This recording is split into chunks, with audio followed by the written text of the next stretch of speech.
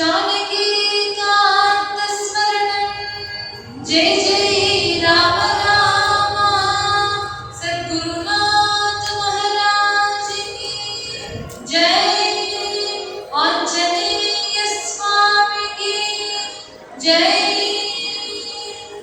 शुक्लांबरधरं विष्णुं शशिवर्णं चतुर्भुजं प्रसन्नवदनं ध्यायेत् सर्वविघ्नोपशान्तये रामाय रामभद्राय रामचन्द्राय वेदसे रघुनाथाय नाथाय सीतायाः पतये नमः हरे रामेति कृष्णेति नाम संकीर्तनं सदा लोकक्षेमाय कुर्वन्तं प्रेमिकं सद्गुरुं भजे कलये सुन्दराकारं सदैकं प्रियदर्शनं अज्ञाननाशनं देवं सद्गुरुं मुरलीधरम्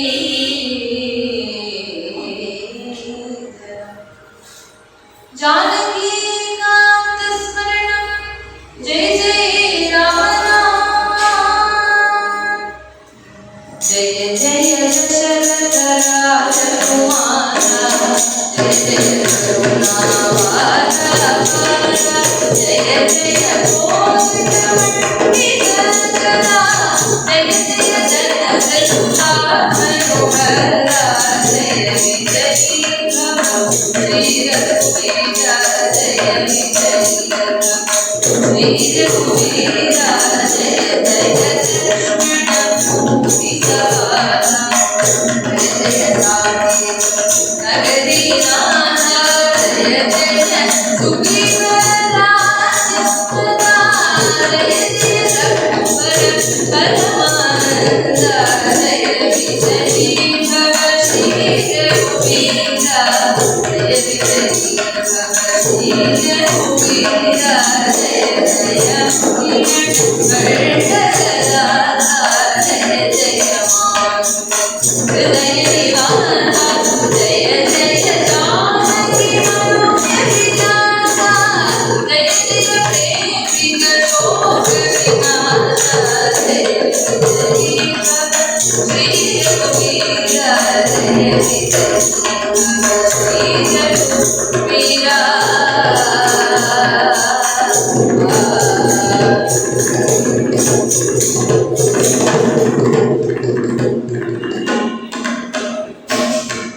जानकी कांत स्मरणं जय जय राम राम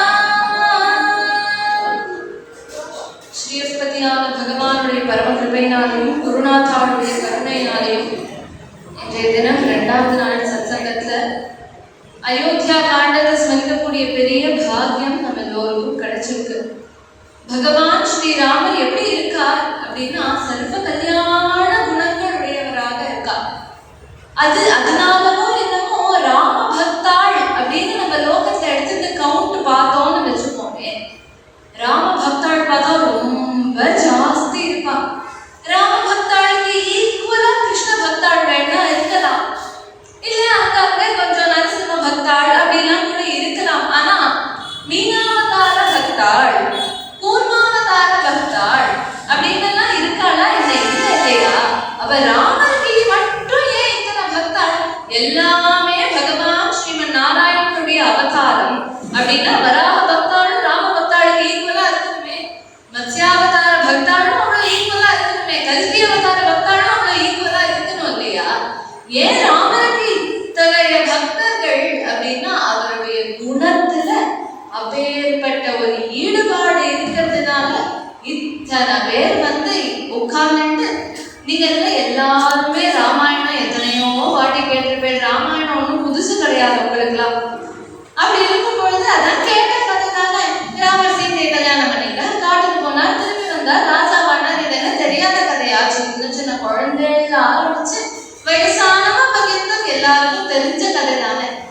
இருந்தாலும் ஏன் திருப்பி திருப்பி கேட்கிறோம் அப்படின்னா அது ராமர் கிட்ட இருக்கக்கூடிய அந்த ஒரு ஈடுபாடு, அந்த ஒரு பக்தி. அந்த பக்தி எதனால வருது அப்படின்னா அவருடைய அப்பேற்பட்ட குணங்கள்னாலேயே வருது. அயோத்தியா காண்டம் ஆரம்பிக்கும் பொழுதே ராமருடைய கல்யாண குணங்களை சொல்லியே ஆரம்பிக்கிறார். ஸ்ரீ ராமபிரான் சீதா தேவியை கல்யாணம் பண்ணி கொண்டு மிதிலையிலேருந்து அயோத்தியாவுக்கு வரா. 4 ஜோடிகளுக்கும் தானே கல்யாணம் ஆச்சு. ஆனா இந்த பரதனுடைய மாமா யுதாஜித்து அப்படின்னு அவருடைய பெயர். அவர் கேகேய நாட்டு ராஜா. அவர் வந்தார், கொஞ்ச நாளைக்கு நான் பரதனை நம்ம அதுக்கு அழைச்சிட்டு போறேனே அப்படின்னு தசரதர் கிட்ட கேட்கிறார். தசரதருடனே சரிப்பா அழைச்சிட்டு போயிட்டு வா அப்படின்ட்டாராம். ராமர் விஸ்வாமித்திரன் கேட்டப்போ ஊனஷோடச வருஷோமே ராமோ அப்படின்னு தானே சொன்னார்.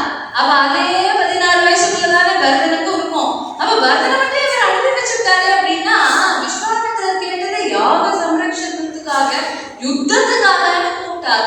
ஆனா இந்த இடத்துலயும் எப்படி பரதனை கூப்பிடுறா அப்படின்னா ஆத்திர சித்த நாளைக்கு அழைச்சிட்டு போய் உட்காந்து வச்சுட்டு நன்னா அந்த குழந்தைய கொஞ்சம் அப்படின்னு ஆசைனால தானே கூப்பிடுறா.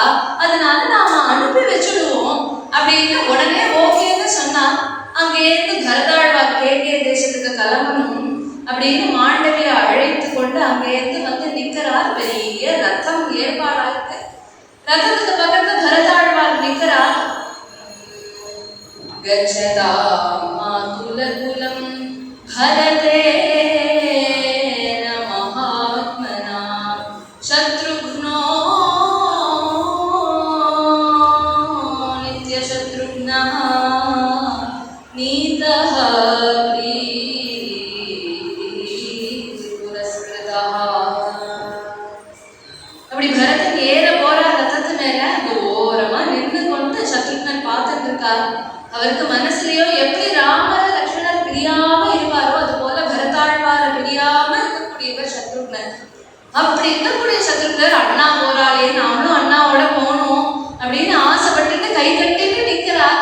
அண்ணா தானே ஓடிவிட்டு அண்ணா நானும் கூட வரேன் கூட்டிட்டு போவோம் அப்படின்னு சொல்லலாம் இல்லையா? ஆனா அப்படி கேட்டு வழக்கம் கிடையாது அவளுக்கு. அப்படியே கை கட்டிட்டே அண்ணா நம்மளை கூப்பிட்டா தேவையே கூப்பிட்டா தேவையே கூப்பிட்டா தேவையே அப்படின்னு பார்த்துட்டே நிற்கிறா. பரதனோ கிளம்புறார் கேகே தேசத்துக்கு. அந்த ரத்தத்துல 2 படி அப்படி ஏறினார். ஏறின பரதன் பட்டுன்னு திரும்பி ரத்தத்துல இருந்து ஜில்லுன்னு குதிச்சு சத்ருக்னா நீங்க கூட வரியாப்பா அப்படின்னு உடனே ஓடினாரா சத்ருக்னன். இருக்கும் நான் ஒரு 2 நிமிஷம் பை மூட்டை எல்லாம் பேக் பண்ணிட்டு வரேன் அப்படின்னு சொல்லலையா. உடனே எடுத்தாரு ஓட்டம். இதோ வந்துட்டேன்னா அப்படின்னு அங்கேருந்து ஓடி போய் பரதனும் சத்ருக்னனும் சேர்ந்து மாண்டவி சுதகீர்த்தியை அழைத்து கொண்டு அயோத்தியாவிலிருந்து கேகே தேசம் போறா. சரி கேகே தேசத்தையும் இவாளை சௌக்கியமா வச்சுட்டு பார்த்துக்கணும் அப்படின்னு நானே அழைச்சிட்டு போனா. அங்க போனா அவளுக்கு என்ன வேலை அப்படின்னா காத்தால எழுந்துக்க வேண்டியது, ஏதாவது டிஃபன் கொடுப்பா. டிஃபன் சாப்பிட்டு ஏதாவது கேளிக்கைகள் ஏதாவது கச்சேரி நடக்கும் உட்காந்து பார்க்க வேண்டியது. மத்தியானம் சில நேரம் ரெஸ்ட் எடுத்துக்க வேண்டியது. திரும்பி சாயங்காலம் ஆச்சுன்னா இன்னொரு ஒரு கச்சேரி சாப்பிட வேண்டியது, படுத்துக்க வேண்டியது. இதுவே ரொட்டீனா இருந்துருக்கு. இப்படி இருக்குன்னா யாராவது ஒருத்தருக்கு கசக்குமா? நமக்கே யாராவது ஆத்துல வந்து நீங்க எந்த வேலையும் செய்ய வேண்டாம் சுவாமி, ஆத்திலே சும்மாவே உட்கார்ந்து போறோம் அப்படின்னு சொன்னா நம்ம தான் எவ்வளவு சந்தோஷமா ஆஹா நம்மளை எப்படி வந்து எந்த வேலையும் செய்ய வேண்டாமோ அதை சொல்றாரு அப்படின்னு சந்தோஷமா தானே இருக்கும். ஆனா எங்க பரதனும் சத்ருக்னனும் மனசுல என்ன நினைக்கிறா அப்படின்னா இது என்ன ஜென்மம் அது? நம்ம பாட்டி ஏதோ உட்கார்ந்து இருக்கோம், கச்சேரி கேட்கிறோம், சாப்பிடுறோம், தூங்குறோம், சாப்பிடுறோம், தூங்குறோம்.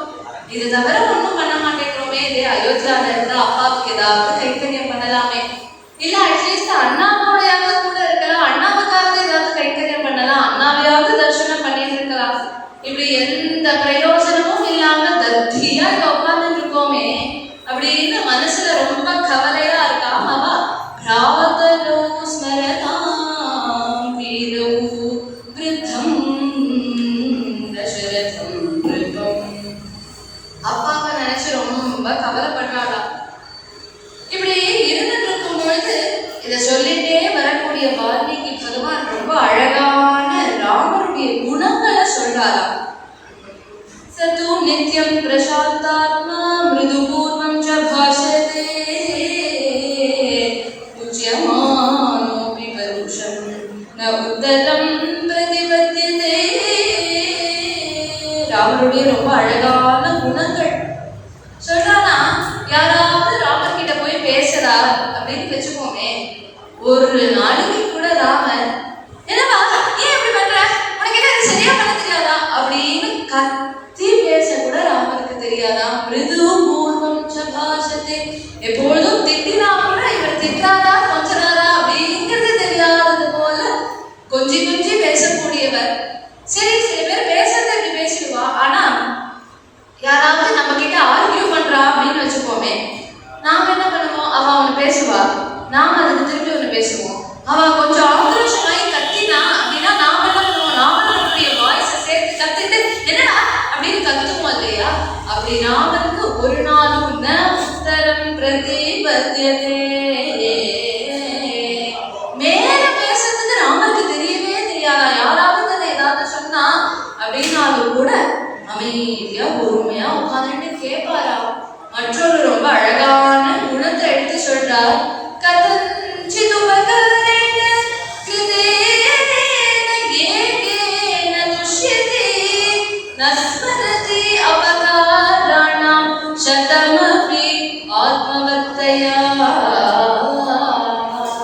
கதஞ்சித் உபகாரேன, யாராவது ஏதாவது சின்ன ஒரு உபகாரம் பண்ணிட்டான்னு வச்சுக்கோமே, அந்த உபகாரத்தை வாழ்நாள் பூரா மறக்க மாட்டாராம் ராமர். இந்த உபகாரம் பண்றது அப்படிங்கிறதுக்கே ஒரு தகுதி வேணும் இல்லையா. ஸ்ரீ ராமபிரானோ எப்பேற்பட்டவர் அப்படின்னா சாட்சாத் ஸ்வயம் பகவான். பகவானுக்கு ஜீவன்களான நாம உபகாரம் பண்றது அப்படின்னு முடியாது இல்லையா. ஏன்னா நம்மளே இயக்கக்கூடியவர் இந்த பகவான் தான். அப்ப பகவானுக்கு நம்ம உபகாரம் பண்றது அப்படிங்கிறது நடக்காது. இல்ல இந்த அவதாரத்துல அப்படின்னு பார்த்தாலும் கூட இவர் சக்கரவர்த்தி திருமகனா ராஜாவாக உட்கார்ந்து இருக்கா. ராஜாவான குழந்தை உதவி பண்றியா அப்படின்னு ஒரு நாளிலும் கேட்க மாட்டா. அவளுக்கு ஆக்ஞாவளி தான் வழக்கம். அப்படி இருக்கும் பொழுது இந்த இடத்துல வால்மீகி பகவான் கதஞ்சிது உபகாரம் அப்படின்னு சொல்றாலே அப்படின்னு பார்த்தா அது உபகாரம் அப்படின்னு நாம நினைச்சுக்க மாட்டோம்.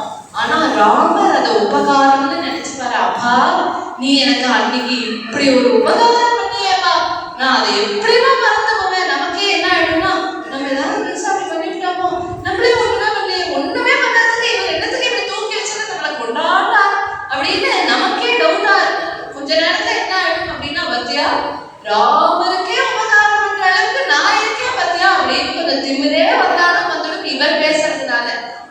சரி, இது ஒரு கேட்டகரி. நம்ம உபகாரம் பண்றது அப்படிங்கறத அவர் எடுத்துக்கிறார். நஸ்மரதி அபகாரானா, ஏதாவது தப்பு பண்ணிட்டோம்னு வச்சுக்கோமே, சில பேர் என்ன பண்ணுவா, நம்ம பண்ணக்கூடிய உபகாரங்களை நல்லா பாராட்டுவா. எந்த அளவு உபகாரத்தை பாராட்டாலோ அதே அளவு நம்ம பண்ணக்கூடிய தப்பெல்லாமும் நோட் பண்ணிட்டு வருவா. அந்த தப்பெல்லாம் நோட் பண்ண, அன்னைக்கு நீ இப்படி பண்ணியப்பா, இன்னைக்கு நீ இப்படி பண்ணியப்பா அப்படின்னு நம்மள சொல்லி காட்டுவா இல்லையா. ராமர் என்ன பண்ணுவா அப்படின்னா, நஸ்மரதி அபகாரானா, ஞாபகமே வச்சுக்க மாட்டாரா. நம்ம அவருக்கே ஏதாவது போய் ஹிம்சை பண்ணினோம் அப்படின்னா கூட அந்த ஹிம்சையை கூட அவர் ஞாபகம் வச்சுக்க மாட்டாராம். அப்பேற்பட்ட குணவான். இப்படி ராம குணங்கள் அப்படின்னு எடுத்துட்டாலே 5 நாள் என்ன 50 நாள் என்ன 5 வருஷம் என்ன ஜென்மா பூரா சொல்லிட்டே இருக்கலாம். அப்படி ஒரு குணம் ஸ்ரீ ராமபிரானுக்கு. இது எல்லாத்தையும் தசரதர் பார்த்துட்டு தானே இருக்கார். 12 வருஷ காலம் ஆயிடுச்சு இவாளுக்கு கல்யாணம் ஆகி. அதனால தசரதர் ஒரு நாளைக்கு சபைக்கு தான் மருந்து போல வரார். தசரதர்னா ஏதோ மாமா 60,000 வயசாயிட்டு தள்ளாடிட்டு கஷ்டப்பட்டு அவரை 4 பேர் பிடிச்சி தூக்கிட்டு வந்து ஒரு குச்சியை வச்சுட்டு தடி வச்சுட்டு யாருப்பா எங்கப்பா இருக்கேன் அப்படின்னு வயசானவர் தடுமாறிட்டு தடவிட்டு வருவாரான்னு கேட்டா ஜாம் ஜாம் ஜாம் ஜாம்னு 6 வயசுக்குள்ள ஓடி வரது போல 16 வயசு குழந்தை ஓடி வர அந்த உற்சாகத்தோட ஓடி வருவாராம் தசரதர் நித்தியம் சபைக்கு. அப்படி அதே போல ஜிலு ஜிலு ஜிலு ஜிலுன்னு நடந்து வரா. அவர் நடந்து வரும்பொழுது எல்லாம் கட்டியம் எல்லாம் சொல்றா. அப்படி வந்து தன்னுடைய பெரிய சிம்மாசனம் அதுல அப்படி ஜம்முன்னு உட்காந்துட்டா. தன்னுடைய சரணத்தை தூக்கி அந்த பால பீட்டத்துல வச்சுட்டு இப்படி உட்கார்ந்து இருக்கக்கூடிய தசரதர் பேச ஆரம்பிக்கிறாரா. பிராப்ய बहून्यायुषि जीवतः जीर्णस्यास्य शरीरस्य विश्रान्तिम् अभिरोचये. தசரதர் இந்த இடத்துல ரொம்ப அழகா சொல்றார். இது போல நான் இன்னைக்குதான் ரொம்ப நாள் கழிச்சு கண்ணாடி முன்னாடி போய் பார்த்துட்டேன். ஓ அப்படியா? என்ன சொல்ல வரார் அப்படின்னா, கண்ணாடி முன்னாடி நான் போய் நின்றுட்டேன்னா எனக்கு எவ்வளவு தோய்க நிற்கிறாளே இவெல்லாம் சத்திரச்சாமலம் சொல்லணும்னு உபசாரம் பண்றேன் அப்படின்னு இந்த வெளிக்கொன்ற கொடைய என்னுடைய தலைக்கு மேல பிடிச்சிட்டே இருக்கா இல்லையா? அது பிடிச்சு பிடிச்சு பிடிச்சு பிடிச்சு என்ன ஆயிடுது அப்படின்னா, இன்னைக்குதான் கண்ணாடியில பாக்குற அங்கங்க சித்த 2 இடத்துல வெள்ள முடி வந்த மாதிரி இருக்கு. அது வெள்ள முடின்னு கூட சொல்ல முடியாது. அந்த வெண்கொற்ற கொடை பட்டு பட்டு அதனுடைய சாயை அப்படியே படிஞ்சு போயிடுது. 60,000 வயசு ஆனவர் அவர் சொல்றாரு, எனக்கு அங்கங்க சித்த வெள்ள முடி வந்த மாதிரி இருக்கு அப்படிங்கிறார். அவர் சொல்றாரு, இப்படி வெள்ள முடி வந்திருக்கிறதுக்காக எனக்கு வயசாயிடுதுன்னு நினைச்சுக்காதீங்கோ. பிராபிய வருஷ சஹஸ்ராணி பஹூன்யாயுஷி ஜீவதः. இப்ப என்ன உட்காந்துட்டு இன்னொரு 60,000 வருஷம் ஆட்சி பண்ணுவானி அப்படின்னாலும் நான் உட்காந்துட்டு ஆட்சி பண்ணுவேன். அப்பேற்பட்ட தைரியம் தெம்பு எனக்கு கொடுத்து இன்னைக்கு ஒரு யுத்தம் அயோத்தியாவுன்னு வந்தா கூட நானே போய் சண்டை போடுவேன். அப்படி ஒரு பராக்கிரமம் இன்னும் என்னை விட்டு போகல. ஆனா நான் மனசுல என்ன நினைக்கிறேன் அப்படின்னா, வயசாயிடுது இல்லையா, எத்தனை நாளைக்கு நானே இந்த பதவியில உட்கார்ந்துட்டு இருக்கிறது. அதனால சித்தனை அப்படி இறங்கி அப்படியே அப்படியே போயிடுவேன்னு நினைச்சுக்காதீங்கோ. இங்கேதான் இருப்பேன். இருந்துட்டு என் குழந்தை ராமபிரானுக்கு பட்டாபிஷேகம் பண்ணிட்டு நான் உட்காந்துட்டு சித்த ரெஸ்ட் எடுத்துப்பேன். ராமனுக்கு ஏதாவது அட்வைஸ் வேணும்னா அந்த அட்வைஸ் கொடுப்பேன் இல்லையா? ஏதாவது நல்ல நாட்கள், விஜயதசமி போன்ற நல்ல நாட்கள்ல இது போல சபைக்கு வரலாம் அப்படின்னு நினைச்சிட்டு இருக்கேன். ராமனை என்னமோ ராஜா வாக்கிடலாம் அப்படின்னு எனக்கு தோணுது. இதனால நான் என்னமோ ரெஸ்ட்டுக்கு போயிடுவேன் அப்படின்னு நீங்க நினைச்சுக்காதீங்கோ. எப்ப நீங்க என்ன வேணும்னாலும் என்கிட்ட வந்து பேசலாம். அதனால இப்படி என்னுடைய மனசுல தோணுது. நீங்க எல்லாம் என்ன நினைக்கிறேன்? அந்த நாள் இருந்த ஆட்சியே முடியாட்சி அப்படின்னு சொல்லுவாங்க. மொனார்க்கியல் ரூல் அப்படின்னு நம்ம சொல்றோம் இல்லையா? ராஜா என்ன முடிவு எடுக்கிறாரோ அந்த முடிவு தான், டெசிஷன் தான் ஃபைனல். அது அவர் பிரஜைகள் கிட்ட கேட்கணுங்கிற அவசியம் கிடையாது. அந்த ராஜாவுக்கு அடுத்து அவருடைய மூத்த புள்ளதான் ராஜ்யம் அப்படிங்கிறதுல எந்த விதமான சந்தேகமும் கிடையாது. இருந்தாலும் கூட தன்னுடைய பிரஜைகள் எல்லாரையும் நிறுத்தி வச்சு கேட்கிறாளாம். குடியாட்சி போல ஒரு டெமோக்ரஸி ரூல் போல கேட்கிறார் ஒவ்வொருத்தரையும். இதுல சந்தோஷமா? ஆனா இப்பெல்லாம் எப்படி இருக்கு அப்படின்னா, டெமோக்ரஸி அப்படின்னு சொல்லிட்டு மொனார்க்கியல் ரூலா தாத்தா அப்பா புள்ள அப்படின்னு ஆட்சி பண்ணிட்டு வராது இல்லையா? அந்த மாதிரி இல்லாம தசரதர் பிரஜைகளை பார்த்து கேட்கிறார், நீங்கள் நான் என்ன நினைக்கிறேன் மனசுல, நான் ராவண ராஜா பார்க்கலாம் அப்படின்னு தோணுது அப்படின்னு. உடனே அவர் பாவம் மனசுல நினைச்சிட்டு இருக்காரு, இருக்கக்கூடிய பிரஜைகள்லாம், ராஜா நீங்க எப்படி இப்ப சீட்டை விட்டு இறங்குறீங்கிறே எங்களுக்கு எவ்வளவு மனசுக்கு கஷ்டமா இருக்கு. நீங்க தான் நன்னாதானே இருக்கே, நீங்க ஏன் சீட்டை விட்டு இறங்குறீங்கிறே அப்படின்னு இவரெல்லாம் கேட்பான்னு நினைச்சிட்டு இவர் பேசுறாரு. ஆனா அந்த பிரஜைகள்னா என்ன பண்ணா அப்படின்னா, இச்சா ரகுவீரம் மகாவீரம் கஜேன மகதாயாந்தம் ராமம் சத்ராபிதானனம். இச்சா நாம எல்லாரும் ரொம்ப ஆசைப்படுறோம். எங்களுக்கு ராமரே ராஜாவா வரணும், நாங்க ஆசைப்படுறோம்னு எல்லா ஜனங்களும் அந்த சபையில கத்தினோன்னு பயந்து போயிட்டார் தசரதர். ஏன் அப்படின்னா, ஒரு நாளும் சபையில இப்படி கத்தக்கூடியவா கிடையாது. அப்படி நாகரீகம் இல்லாம அயோத்திய ஜனங்கள் நடந்துக்க மாட்டா. நேற்றைய தினமே பார்த்தோம் இல்லையா, ஸ்பீதோ ஜனபதோ மகான்னு. ஒவ்வொருத்தரும் அப்பேற்பட்ட மகாத்மாக்கள், நாகரீகம் தெரிஞ்சவா. இருந்தாலும் இன்றைய தினம் என்ன ஆயிடுது அப்படின்னா, ராமரிடத்துல இருந்த அப்பேற்பட்ட ஒரு பிரியத்தினால எல்லாருமா தன்னை மறந்து ஆசைப்படுறோம், எங்களுக்கு ராமரே ராஜாவா வரணும், எங்களுக்கு அதுலதான் ரொம்ப சந்தோஷம் அப்படின்னு. உடனே தசரதர் உடனே பேசினாரா, ஏப்பா எப்படா இந்த ராஜா சீட்டை விட்டு இறங்குவா, அடுத்தவன் எப்படா வருவான்னு நீங்க எல்லாம் காத்துட்டு இருக்கேனோ, என் ராஜ்யத்தை நீங்க எல்லாம் என்ன சௌக்கியமா இல்லை இப்படி எல்லாருமா கத்துறே அப்படின்னு உடனே பிரஜைகள்லாம் சொன்னாலும் மகாராஜா நீங்க அப்படி தவறா எடுத்துக்க கூடாதுங்க. இங்க எல்லாருக்கும் மனசுல என்ன எண்ணம்னா ஸ்ரீராமபிரான் எங்களுக்கு ராஜாவாக இருக்கணும். இது அவர் மேல உள்ள பிரியமே தவிர உங்களிடத்துல எந்த ஒரு பக்தி இல்லாமையும் நாங்க இல்ல. நீங்களும் உங்க பிள்ளையோட இருக்கிற டைம் அப்படிங்கிறது ரொம்ப கம்மி. ஏதோ உங்க பிள்ளை சபைக்கு வருவார் போவார், அந்த நேரத்தை நீங்க பாப்பேன் இந்த ராஜ்ய காரியம் எல்லாம் முடிச்சியாவா அப்படின்னு கேட்பேன். அவரை முடிச்சேன் இல்ல ஏதோ பேசுவார் கலந்துடுவார், இவ்வளவுதானே உங்களுக்கும் உங்க பிள்ளைக்கும் இருக்கக்கூடிய சம்பந்தம். ஆனா ஒரு நாள் பூரா ராமன் எங்களோட தானே இருக்கார். அவர் எப்படி ஒவ்வொருத்தர்கிட்டையும் பழகிறார் அப்படிங்கறத நாங்க நிதர்சனமா பாக்குறோம் இல்லையா? ஒவ்வொரு ஸ்திரீயும் தன்னுடைய அம்மாவை போல பாக்குறா, சகோதரிய போல பாக்குறா, பெண்ணை போல பாக்குறா. இதே ஒவ்வொரு யுவாவாக இருந்தா அப்படின்னா அவன் கிட்ட போய் என்னப்பா என்ன காரியம் பண்ணிட்டு இருக்கேன், எப்படி ஜீவனம் போயிட்டு இருக்கு அப்படின்னு கேட்பா.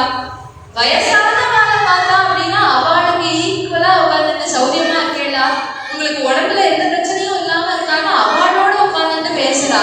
எப்படி அப்படிதானே அவர் எங்களோட நம்ம பழகிறார், நாங்க அவரை தானே நித்தியம் பார்க்கிறோம். அதனால எங்க மனசு பூரா அவரே நிறைஞ்சிருக்கிறதுனால அவர் எங்களுக்கு ராஜாவா வரணும்னு நாங்க ஆசைப்படுறோம் அப்படின்னு உடனே தசரதர் ரொம்ப சந்தோஷப்பட்டார். இப்படி பேசிட்டே இருக்க ஒவ்வொரு பிரஜையா அவாவாளுடைய கதையை சொல்ல சொல்ல சபையில டிஸ்கஷன் போய் அங்க ஒரு ராமாயண உபன்யாசம் நடக்கிறது. ஒவ்வொருத்தரும் அவாவாளுடைய கதையை சொல்றான். தசரதர் பார்த்தா இவெல்லாம் இவ்வளவு ஆசைப்படுறா அப்படின்னா பிரஜைகளுடைய ஆசையை நிறைவேற்றுறதுதான் ஒரு ராஜாவுடைய முக்கியமான கடமை இல்லையா? அதனால சுமந்திரரை பார்த்தப்பா ராமனை அழிச்சுட்டு வா அப்படிங்கிறார். அங்கே இருந்து சுமந்திரர் கிளம்பி ராம பவனத்துக்கு போறார். ராமனோ சில்லுன்னு அழகான தன்னுடைய ஸ்வர்ணமயமான அந்த ஊஞ்சல்ல அப்படி உட்கார்ந்து இருக்காரு, காத்து இருக்காரு. எப்ப அப்பா கூப்பிடுவா, நம்ம எப்ப சபைக்கு போலாம் அப்படின்னு வெயிட் பண்ணிட்டு இருக்கா, தன்னுடைய அனுஷ்டானத்தெல்லாம் பூர்த்தி பண்ணி கொண்டு. அங்கே இருந்து சுமந்திரர் வந்து வாசல்லையே நின்று சுவாமின்னு ஜெயா விஜயி பவ அப்பா உங்களை அழைக்கிறா அப்படின்ன உடனே சில்லுன்னு எழுந்தார் ராமர். சீதா விராட்டிய பார்த்து நான் போயிட்டு வரேமா அப்படின்னு சொல்லிட்டா. அங்கே இருந்து கிளம்பி பெரிய ரதம் ஸ்ரீராமருக்காக காத்து இருக்கு. அந்த ரதத்துல இப்படி ஒரு கையை முடிச்சுட்டா, தன்னுடைய ஒரு காலை ஊனி மற்றொரு காலை தூக்கி வச்சு அப்படி சில்லுன்னு ஏறி அப்படி உட்கார்ந்துட்டாரோ இல்லையோ அவருக்கு அழகான மேல ஒரு மணிலேயே ஆன ஒரு கொடை இருக்கு, கால்ல அழகான ஒரு சரண பீட்டம் இருக்கு. அந்த பீட்டத்தை தன்னுடைய காலை வைத்து கொண்டு தன்னுடைய 2 கையாலையும் இப்படி பிடிச்சிட்டு இருக்காரா. ஒவ்வொரு பிரஜைகளும் அது வாசல்ல வந்து நின்றுட்டு இந்த ராமரை பார்க்கணுமே அப்படின்னு வந்து நிக்கிறாராம். கந்தர்வராஜ பிரதிமம் லோகே விக்யாத பௌருஷம் தீர்க்கபாஹம் மகாசத்வம் மத்தமாதங்கதாமினம் கந்தர்வராஜ பிரதிமம். ஏதோ கந்தர்வ ராஜாக்கள்லாம் ரொம்ப அழகா இருப்பான்னு சொல்றாளே, நம்ம ராமரை பார்த்தா அந்த கந்தர்வ ராஜா வெக்கப்பட்டு ஓடி போயிடுவார். நம்ம ராமர் எப்படி இருக்கார் பாத்தியா? கந்தர்வராஜ பிரதிமம் லோகே விக்யாத பௌருஷம். லோகத்தை ஜெயிச்ச அந்த ஒரு பௌருஷம், அந்த ஒரு போஷாக்கோட அப்படி வரார் பாத்தியா ராமருடைய அந்த பாவம். நீண்டு இருக்கக்கூடிய அந்த கை தெரியுது. தீர்க்கபாவம் அவேற்பட்ட தீர்க்க பாகுவான அவர் அப்படி ரதத்துல ஜிலு ஜிலு ஜிலு ஜிலு ஜிலு நடந்து அந்த ரதத்துல வரா. அந்த ரதமோ நவுரவே மாட்டேங்கிறா. ஏன்னா திருப்பூரா அயோத்தி ஜனங்க அப்படி குமிஞ்சு நிக்கிறா. அப்படி நிக்கக்கூடிய அந்த ஜனங்களுக்கு மத்தியில பொறுமையா ரதம் போகிறது எல்லாரும் இப்படி நின்று பார்த்துட்டே இருக்கா. இது ஏதோ இன்னைக்குதான் உங்களுக்கு ஏதோ பட்டாபிஷேகம்னு அனௌன்ஸ்மெண்ட் பண்ணிருக்காரு, அதனாலதான் எல்லாரும் ஓடி நின்று ராமரை பாக்குறாரோ அப்படின்னு கேட்டா நித்தியமே அயோத்தியில இப்படிதான் இருக்குமா? எல்லாரும் ராமர் வரார் அப்படின்னா கரெக்டா அந்த டயத்துக்கு ஆஜராகி வந்து நிக்கிறாராம்.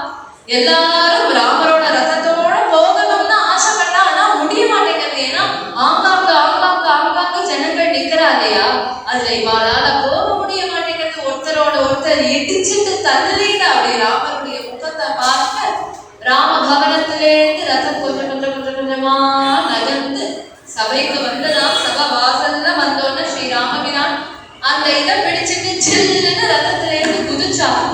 4 படி கிட மேல ஏறினா எல்லாரும் அடுத்து சபைக்குள்ள போகணும் அப்படின்னு எல்லாரும் முந்தி அடிச்சுட்டு ஓடணும்னு பாக்குறான். வைக்கக்கூடிய கிங்கராள்லாம் நிறுத்தணும்னு பாக்குறான். ஒருத்தராலையும் நிறுத்த முடியல.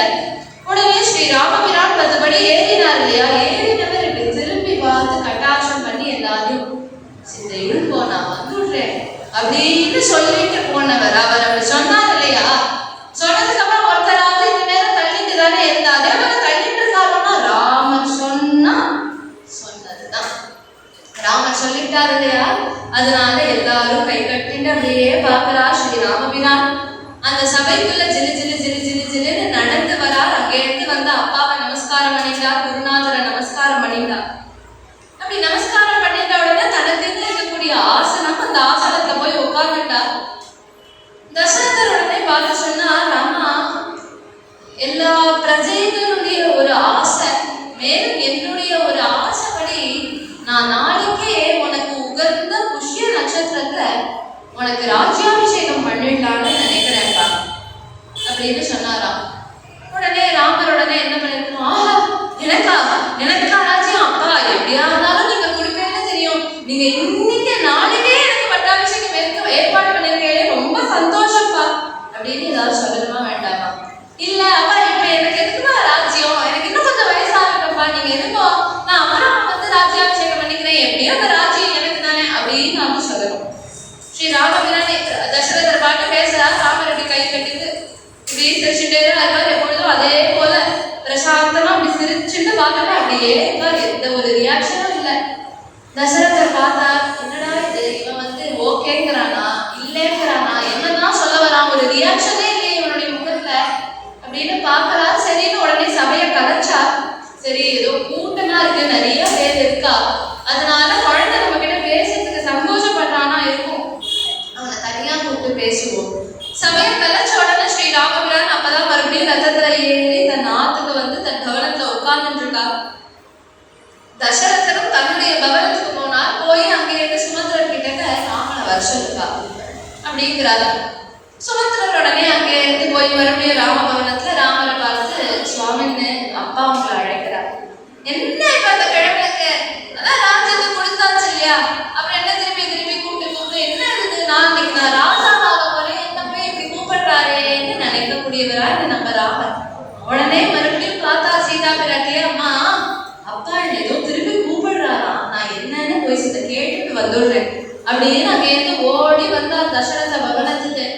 மறுபடியும் வந்து அப்பாவை நமஸ்காரம் பண்ணிட்டார். அப்பாவை பார்த்து கேட்கிறாரு, அப்பா அழைச்சேன்னு சொன்னான். ஆமாப்பா, நான் உனக்கு பட்டாபிஷேகம்னு சொன்னேன், நீ ஊன்னும் சொல்லல மூஹோன்னும் சொல்லல, நீ ஏப்பா ஒண்ணுமே பேசாம இருக்கிய, உனக்கு இதுல சம்மதம் இல்லையா அப்படின்னாரு. அப்புறம் ராமருடைய ஹிருதயம் புரியுது.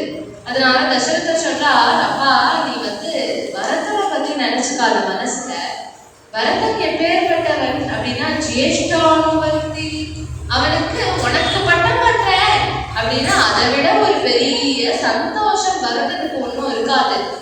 ஆமா, இதனால சந்தோஷமே படுவான். இப்ப பரதனை கூப்பிட்டு அனுப்பினோம்னா நமக்கு ரொம்ப டைம் ஆயிடும், பரதன் வரத்துக்குள்ள, அதனாலதான் உனக்கு நாளைக்கே ஏற்பாடு பண்ணினேன் அப்படின்ன உடனே ஸ்ரீ ராமபிரான் அதுக்கும் ஒன்றும் சொல்லல, பேசாம வாய் மூடின்னு இப்படி சிரிச்சுட்டே நிக்கிறா.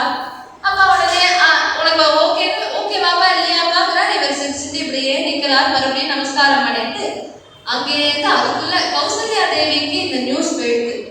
அதனால அங்கே இருந்து கௌசல்யா தேவி நல்ல உயர்ந்த வஸ்திரங்கள் எல்லாம் கட்டிட்டு நிறைய தான தர்மங்கள் தன் கையால வாரி கொடுக்கிறாளாம்.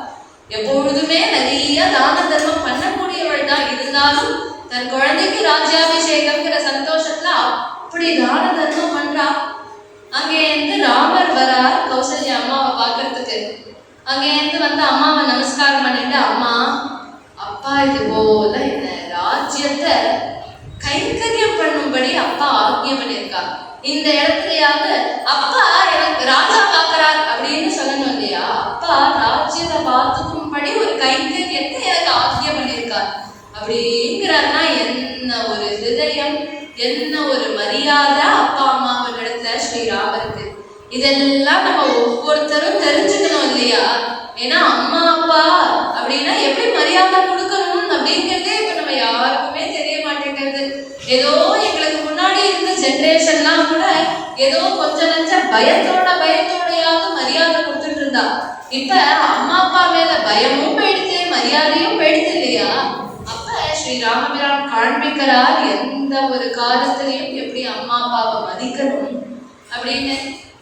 உடனே கௌசல்யா தேவி சொன்னா, ரொம்ப சந்தோஷப்பா அப்படின்னு. உடனே ராமர் பேசுறாராம், அம்மா என்ன இருந்தாலும் நான் பரதன் லக்ஷ்மணன் சத்ருகன் 4 பேரும் சேர்ந்தே தான் பிறந்தோம். 4 பேருக்கும் சேர்ந்தே தான் தொட்டில் போட்டேன். 4 பேரும் சேர்ந்து தான் படிக்க போறோம். பொதுவா இதெல்லாம் கூட சேர்ந்து நடந்துடும். ஆனா கல்யாணம் அப்படிங்கிறது அவளுக்கு எப்ப அமையுதோ அப்ப நடக்கிறது அப்படின்னு இருக்கும். ஆனா எங்களுக்கும் ஒரே ஆத்துல இருந்தே 4 பேருக்கும் ஒரே முகூர்த்தத்துல ஒரே நாள்ல கல்யாணமும் ஆச்சு. இப்படி எல்லாம் சேர்ந்து சேர்ந்து சேர்ந்து சேர்ந்து பண்ணோம் இல்லையாமா? இப்ப ராஜ்யம் மட்டும் எதுக்கு எனக்கு தனியா அப்பா பட்டம் கட்டார்? பேசாம பரத சத்ருகனாலையும் அழைச்சு 4 பேரும் நேரா உட்காந்து வச்சு 4 பேருக்கும் பட்டம் கட்டிடலாமே அப்பா அப்படிங்கிறாராம் ராமர். ராமருக்கும் மனசுல என்ன அப்படின்னா, தான் மட்டும் தனியா ராஜாவாக கூடாது, தன் தம்பிகளோட சேர்ந்து ராஜாவாகணும் அப்படின்னு நினைக்கிறா. ராமருக்கும் நம்ம ராஜா ஆக வேண்டாம் அப்படிங்கிற எண்ணமும் கிடையாது. ஏன் அப்படின்னா, அடுத்து தர்ம பரிபாலனம் பண்ணணும் அப்படின்னா அது ஒரு ராஜாதான் இருந்தா தானே முடியும். அதனால தர்மத்துல இருக்கக்கூடிய ஆசையில ராஜாவாகணும்னு நினைக்கிறார். ஆனா தன்னுடைய தம்பிகளோட சேர்ந்து ராஜா வாழலாமே அப்படின்னு கேட்க கௌசல்யா சொன்னாங்க, ஏப்பா இவன் எங்கேருந்து வர? அப்பா கவனத்திலேருந்து வரேம்மா. அப்பாட்ட என்ன பேசிட்டு இருந்த? அப்பா இதுதாம்மா சொல்லிட்டு இருந்தா. அவ நீ ஏன் ஒரு வார்த்தை உங்க அப்பாட்ட பேசிக்கலாம் இல்லையா? ஏப்பா எங்களுக்கு இதே மாதிரி சேர்த்தே பட்டம் கட்டலான்னு என்கிட்ட எப்படி சொன்னியோ அதே மாதிரி அப்பாட்ட சொல்லிருக்கலாமேப்பா அப்படின்னு. உடனே ராமர் கையை கட்டின்னு சொன்னாதான், அம்மா அப்பாட்ட பேசுறதுக்கு கொஞ்சம் பயமா இருந்ததுமா, அதனாலதான் நான் சொல்லல அப்படின்னு. உடனே கௌசல்யா உடனே சொன்னாதான், உனக்கு என்ன பயம் உண்டோ அவர்கிட்ட அதே பயம் தான்ப்பா எனக்கும் உண்டு. அதனால என்னாலையும் போய் அதெல்லாம் சொல்ல முடியாது. இது வரைக்கும் நான் பார்க்கல அப்பா சொல்லி அதை மீறி ஏதாவது நடந்திருக்கா என்ன? எல்லாமே அவர் தானே முடிவெடுப்பார். அதனால அவர் சொல்றாருன்னா அதுல ஏதோ பெரிய காரணம் இருக்கும்பா, நீ அதெல்லாம் பெருசா எடுத்துக்காத. பரதனோ ஒன்னும் நினைச்சுக்க மாட்டான் மனசுல. கைகேயும் ரொம்ப சந்தோஷமே படுவா இதை கேட்டு. அதனால நீ இதெல்லாம் போட்டு மனசுல குழப்பிக்காத அப்படின்னு சொல்றா. அப்படி ராமருக்கு பலவிதமான ஆசீர்வாதங்கள் பண்ணி அனுப்புறார். ஸ்ரீ ராமபிரான் மறுபடியும் தன்னுடைய பவனத்துல வந்து உட்கார்ந்துருக்கா. அப்படி இருக்கும் பொழுது திடீர்னு வசிஷ்ட மகரிஷி ராமபிரானுடைய பவனத்துக்கு வரார். வந்த உடனே வசிஷ்டருக்கு என்ன விதமான மரியாதைகள்லாம் செய்யணுமோ அதெல்லாம் செஞ்சு நமஸ்காரம் பண்ணி கையை கூப்பிட்டு ராமர் கேட்கிறார், நான் என்ன கைத்தரியம் பண்ணணும்? வசிஷ்டர் உடனே சொன்னார், அப்பா உனக்கு உங்க அப்பா நாளைய தினம் ராஜ்யாபிஷேகம்னு சொல்லியிருக்காரு இல்லையா? ராஜ்யாபிஷேகம் அப்படின்னா அதுக்குன்னு சில விதிமுறைகள் இருக்குப்பா. அதுக்குன்னு நீ சில விதமான விரதங்களை அனுஷ்டிக்கணும். அந்த விரதத்தெல்லாம் எப்படி அனுஷ்டிக்கணும்னு உனக்கு சொல்றதுக்காக நான் வந்திருக்கேன் அப்படின்னு எல்லா பிரக்கிரியைகளையும் சொல்லி கொடுக்கிறார். அன்றைய நாள் ராத்திரி சீதா பிராட்டியோட கூட ஸ்ரீ ராமபிரான் அங்கேருந்து கிளம்பி அவளுடைய குலதெய்வம் யாரு அப்படின்னா, நாம இன்றைய தினம் ஸ்ரீரங்கத்தை போய் எந்த பெரிய பெருமாளை பார்க்கிறோமோ அந்த பெரிய பெருமாள் ரங்கநாதர் தான் ஸ்ரீ ராமபிரானுக்கே குலதெய்வம். அதனால தன்னுடைய குலதெய்வத்துக்கு யதோக்தமா என்ன பூஜைகள் எல்லாம் பண்ணணுமோ அந்த பூஜைகள் எல்லாம் பண்ணினார். பிராமணர்களுக்கெல்லாம் என்ன தானம் கொடுக்கணுமோ அந்த தானம் எல்லாம் கொடுத்துட்டு அன்றைய நாள் ராத்திரி அந்த கோவிலையே இருக்கணும் அப்படின்னு சொல்லியிருக்கா. அதனால ராமர் அங்கேருந்து ரங்கநாதருக்கு எல்லா பூஜையும் பண்ணிட்டு ரங்கநாதருடைய சன்னிதானத்திலேருந்து வெளியில வந்து தன்னுடைய ஒரு தர்பாசனத்தை விரிச்சிட்டு ரங்கநாதர் எப்படி ஸ்ரீ ராமபிரானும் இப்படி கைய வச்சுட்டு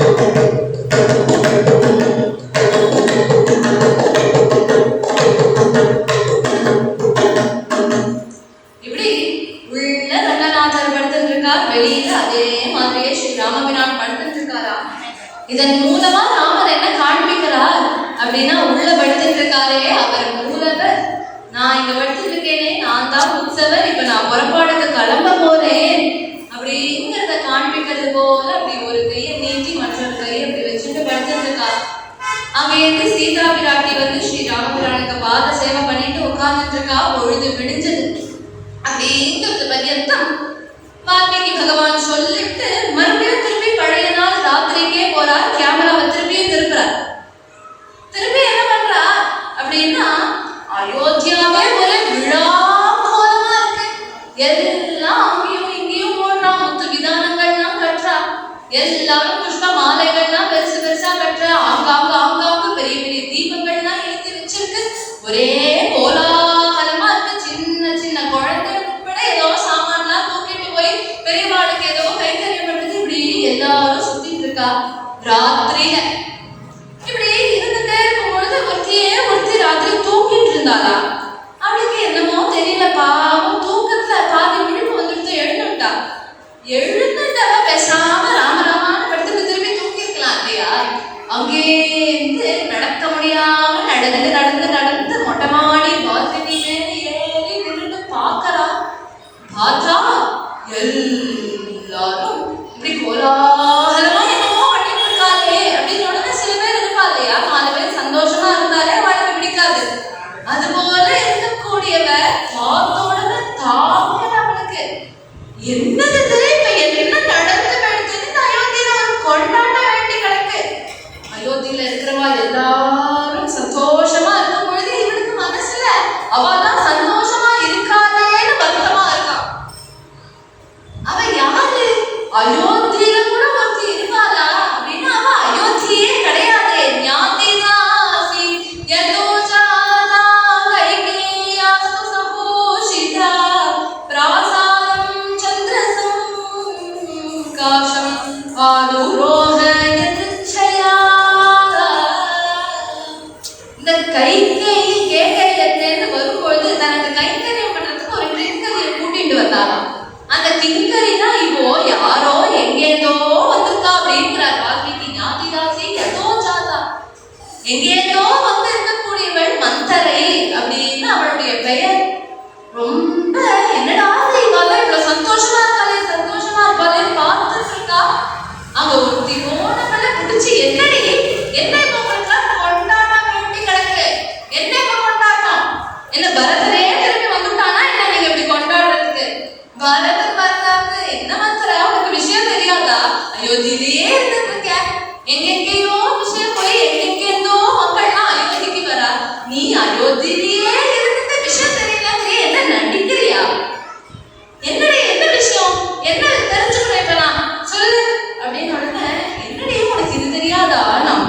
ராமருக்கு அபிஷேகம். உடனே மகா கோபம் வந்தது இவளுக்கு. அங்கேருந்து மாடியிலேருந்து இருக்கிற சாமா சட்டெல்லாம் உருட்டி தள்ளிட்டு உருண்டு அடிச்சு ஓடி வரா கைகேயி கிட்டக்க. கைகேயின்னு வரதுக்கு ஏதோ சீக்கிரட்டான ஒரு ரூட் இருக்கு. அந்த ரூட் வழியா சீக்கிரமா ஓடி வந்தாளாம் இவ. வந்தவள் கைகேயி படுத்துட்டு இருக்கா தன்னுடைய மஞ்சத்தை. எப்படி எழுப்பணும்? ஒரு மகாராணி எழுப்பணும். மகாராணி சித்த எழுத்துக்கிறேடா அப்படின்னு எழுப்பணும் இல்லையா? இவ எப்படி எழுப்புறா அப்படின்னா, உத்திஷ்ட மூடே கிஞ்சேஷே பயம் த்வாம் அபிவர்ததே. ஏ முட்டாளே எழுந்துடி அப்படின்னா. கைகேயியாவது என்னடி நீ ஒரு வேடக்காரி, உனக்கு என்னடி இவ்வளவு என்ன வாடி மொழின்னு பேசுற அப்படின்னு அவளாவது கேட்கணும் இல்லையா? அது தெரியுமா மந்திரையோட புத்தியே எப்படிதான் அப்படின்னா பெருசா அதுவும் அதை எடுத்துக்க மாட்டா. பயம் த்வாம் அபிவர்ததே, உனக்கு பெரிய ஆபத்து காத்துன்னு இருக்கு. உடனே எழுந்துட்டா. என்னடி இது, எப்போதும் பாடுற பாட்டை விட வேற ஏதோ பாட்டு பாடுற, இப்ப என்ன ஆபத்து எனக்கு வந்துருக்கு? உன்னை உங்க ஆத்துக்காரன் எப்பப்பாரு உன் கவனத்துக்கு வருவாரே, இன்னைக்கு வந்தாரா பாத்தியா? அவர் உன்னை மோசம் பண்ணிட்டார், உன்னை ஏமாத்திட்டா. எங்க ஆத்துக்காரரா? அவர் அப்படி பண்ணக்கூடியவர் இல்லையே. நீ என்ன விஷயத்த சொல்லி இப்படி பீடிக்க போட்டுட்டே இருக்காத. உனக்கு என்னென்ன விஷயம் தெரியாதா கைகேயி? நாளைய தினமே ஏதோ ராமனுக்கு பட்டாபிஷேகமா. உடனே கைகேயிக்கு மனசுல பரம சந்தோஷம். அவங்கேந்து ஓடி வந்து ஏகம் ஆபரணம் தஸ்யே குப்ஜாயே ததோ சுபம். அடியே நீ எவ்வளவோ சந்தோஷமான விஷயத்த சொல்லியிருக்க. இந்த அந்த பெரிய வைர ஹாரம், இந்த ஹாரத்தை நீ வச்சுக்கோ. அந்த ஹாரத்தை தூக்கி வீசி எரிஞ்சாலும். உடனே கைகேயி கேட்கிறா, என்னடி என்ன ஆச்சு? நான் என்ன உன் பரதனுக்கு பட்டாபிஷேகம்னு சொல்றேன், ராமனுக்கு பட்டாபிஷேகம்னு சொல்றேன். அப்போ உடனே கைகேயியுடைய உண்மையான மனசு என்ன அப்படிங்கறத வால்மீகி பகவான் காட்டுறாரு இந்த இடத்த. ராமேவா பரதேவாஹம் விசேஷம் நோபலக்ஷயே. ராமனா இருந்தா என்ன, பரதனா இருந்தா என்ன, எல்லாம் நம்ம குழந்தைகளுக்கு தானடி, நம்ம குழந்தைகளுக்கு தானடி பட்டாபிஷேகம் நடக்கிறது அப்படின்னு ராமனுக்கு மன்னன் முடிதலித்தாலே.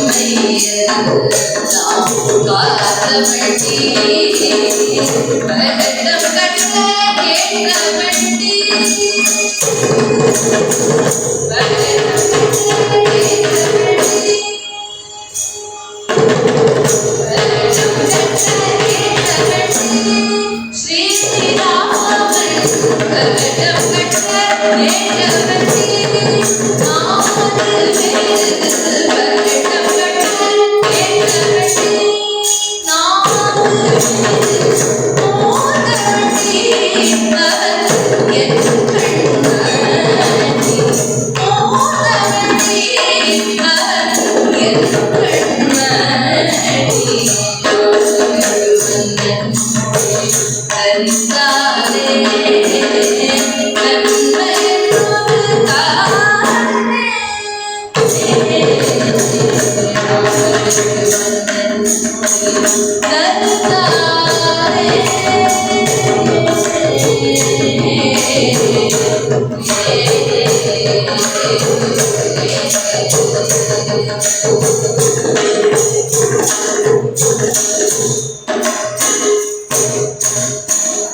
இப்படி ராமன் எப்பேற்பட்டவன், 4 பேர் அவன் தானே பட்டம் கட்டுறதுக்கு ஏற்றவன், அவனுக்கு பட்டம் கட்டுறதுல சந்தோஷம் தானடி அப்படின்னு சொல்லக்கூடிய கைகேயினா அவ எவ்வளோ நல்லவளா இருந்திருக்கணும்.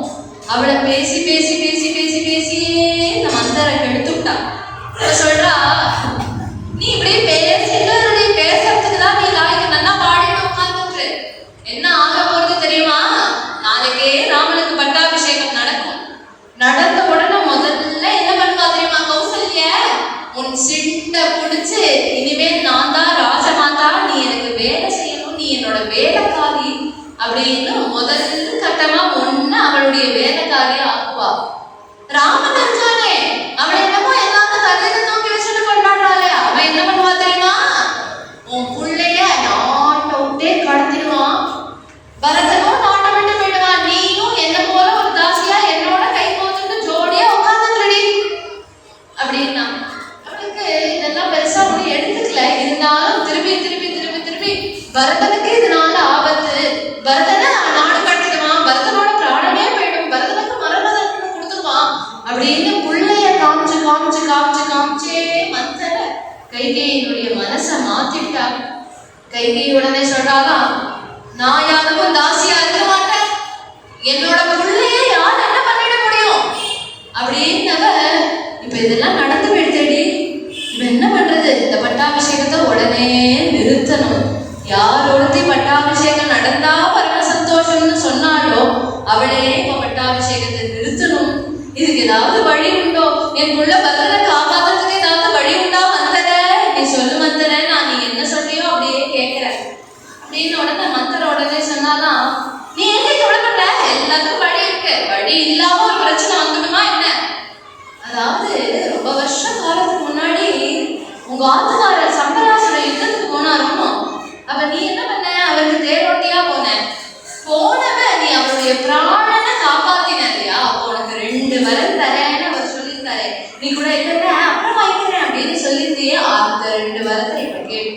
ராமாயணத்திலேருந்து தெரிஞ்சுக்க வேண்டிய இன்னொரு முக்கியமான விஷயம், ஒரு கணவன் மனைவிக்குள்ள இருக்கக்கூடிய பர்சனலான விஷயத்த போய் ஃப்ரெண்டு தானே, என்னோட கூட இருக்கிறதானே அப்படின்னு யாருக்கிட்டையும் அனாவசியமா போய் வளரக்கூடாது அப்படிங்கிறதையும் ராமாயணமே காட்டுறது. அது 2 பேரும் ஆமாண்டி மறந்தே போயிட்டேன், என்ன கேட்கறது? இப்ப நான் முதல்ல இப்ப என்னென்ன ராஜ்யாபிஷேகத்துக்கு ஏற்பாடு நடந்திருக்கோ இது எல்லாத்தையும் நிறுத்திட்டு உன் புள்ள பரதனுக்கு ராஜ்யத்தை கொடுக்கணும்.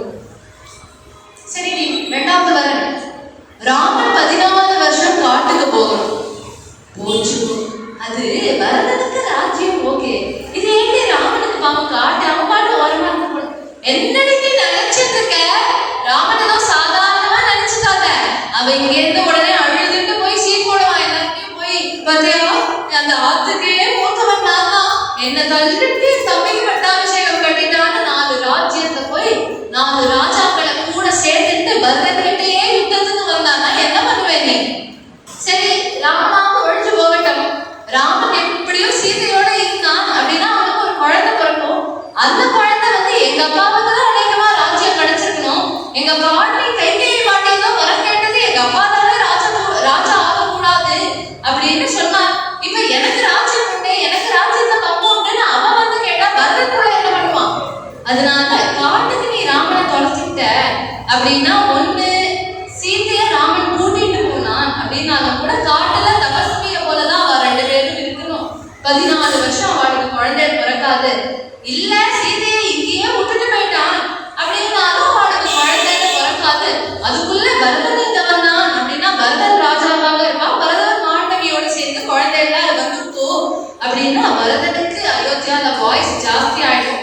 அவன் அயோத்தி ஜனங்கள்ல ராவண சாதாரணமா அவளே அடிச்சு தோர்த்திடுவா, பரதன் தான் எனக்கு ராஜா அப்படின்னு அவளே சொல்ல ஆரம்பிச்சிடுவா. அதனால நீ இப்படி கேள்வி எல்லாம் நான் உனக்கு தான் சொல்றேன். எப்படி எல்லாம் மாஸ்டர் பிளான் பண்றா பாருங்க அந்த மந்தர. அவளுக்கு ஒரே ஒரு வார்த்தை சொன்னது, அந்த ஆத்துலேருந்து கைகேயி பவனம் ஓடி வர்றதுக்குள்ள எவ்வளவு விஷயத்தை பிளான் பண்ணி, எப்பொழுதுமே துஷ்ட விஷயங்கள் அப்படிங்கிறது நமக்கு அடுத்தடுத்து டக்குன்னு தோண்டிட்டே இருக்கும். ஏதாவது நல்ல காரியம் பண்ணணும் அப்படின்னாதான் நமக்கு அப்படியே மைண்ட் ஸ்ட்ரக் ஆயிடும் இல்லையா? அது போல எடுத்து உடனே சொன்னா, இந்த பாரு, இந்த மாதிரி அலங்காரமா நல்லா அழகா உட்கார்ந்துட்டு இருக்காத, இங்க இருந்து போ, இந்த ஆபரணத்தை எல்லாம் கழட்டி தூக்கி ஏறி வஸ்திரத்தை இருக்கிறதுலயே அழகான வஸ்திரம், ஏன் வஸ்திரம் வேணாலும் தரேன், உனதை எடுத்து கட்டிக்கோ, தலையெல்லாம் விரிச்சு விட்டுக்கோ, ஓன்னு அழு அப்படிங்கிறா. இதெல்லாம் ஒரு ஸ்திரீ என்ன பண்ணக்கூடாது அப்படிங்கிறத ராமாயணம் காண்பிக்கிறது. இவ என்ன பண்ணா, உடனே தலைமுடியெல்லாம் விரிச்சு போட்டுட்டு இவ சொன்னாலே அப்படின்னு ஆபரணத்தெல்லாம் தூக்கி எரிஞ்சு விட்டு ஒரு அழுக்கு வஸ்திரத்தை கிழிச்சு வஸ்திரத்தை கட்டிட்டு கீழே படுத்துட்டு இருக்கா. தரையில இப்படியே படுத்துட்டு ஸ்வரம் வச்சுட்டு அழகு போகல அழுதுட்டு இருக்கா. தசரதர் அங்கே கைகேயியை பார்க்க வரணும் அப்படின்னு ஓடி வராரா. ஏன்னா அவருக்கு கௌசல்யா கிட்ட இந்த விஷயத்த சொல்றதை காட்டிலும் கைகேயி கிட்ட சொல்லணும். ஏன்னா கைகேயி தான் அடிக்கடி சொல்லிட்டே இருப்பாலாம், இது போல ராமன் தான் இப்படி நல்லா வளர்ந்துட்டானே, அவன் கையில ராஜ்யத்தை கொடுத்துட்டு நீங்க பேசாம ஆத்துல ரெஸ்ட் எடுமோலேன்னு அவதான் சொல்லிட்டே இருப்பாளாம். அதனால அவள் இருந்து இந்த விஷயத்த சொல்லணும்னு அங்கே இருந்து ஓடி வந்து கைகேயி மகாராணி எங்க எல்லாரும் சொன்னா, அங்க இருட்டா ஒரு ரூம் இருக்கு, அந்த ரூம்ல தான் மகாராணி இருக்கா. ஏன் மகாராணி இருட்டுல இருக்கா தெரியலையே, மகாராஜா ஏதோ கோபமா போனான்னு மட்டும் தெரியறது அப்படின்னு உடனே அங்கே இருந்து ஒரு தீபத்தை எடுத்துன்னு வந்து சிதை ஏற்றிட்டு அங்கே இருந்து வந்து பார்க்கறா. தலைவலி கோரமா படுத்துட்டு கிடக்கா. இவளை பார்த்த உடனே, என்னமா இப்படி படுத்துட்டு இருக்கே, நீ என்ன ஆச்சு, ஏன் நீ இப்படி படுத்துட்டு இருக்கே, நான் அவன்கிட்ட என்ன சந்தோஷமா ஒரு விஷயத்த சொல்லணும்னு வரேன், நீ இப்படி இருக்கலாமோ அப்படின்னா அவ உடனே எதுக்கும் பேசவே இல்லை, அழுதுட்டே இருக்கா. அவர் உடனே பார்த்தா, அம்மா நான் உங்ககிட்ட ஒரு விஷயத்த சொல்றேன். அவர் லிப்தேன ஜானாசி பத்த பிரியதரும மனுஜோ மனுஜப்யக்ராத் ராமானன்யேன வித்யதே. இருக்கிற ஸ்திரீகளுக்குள்ளேயே எனக்கு யாரை ரொம்ப பிடிக்கும் அப்படின்னா அது ஒன்னதான். இருக்கிற மனுஷாளுக்குள்ளேயே, இருக்கிற புருஷாளுக்குள்ளேயேன்னு சொல்லல, இருக்கிற மனுஷாளுக்குள்ளேயே எனக்கு யாரை ரொம்ப பிடிக்கும் அப்படின்னா ராமனைத்தானேமா ரொம்ப பிடிக்கும்.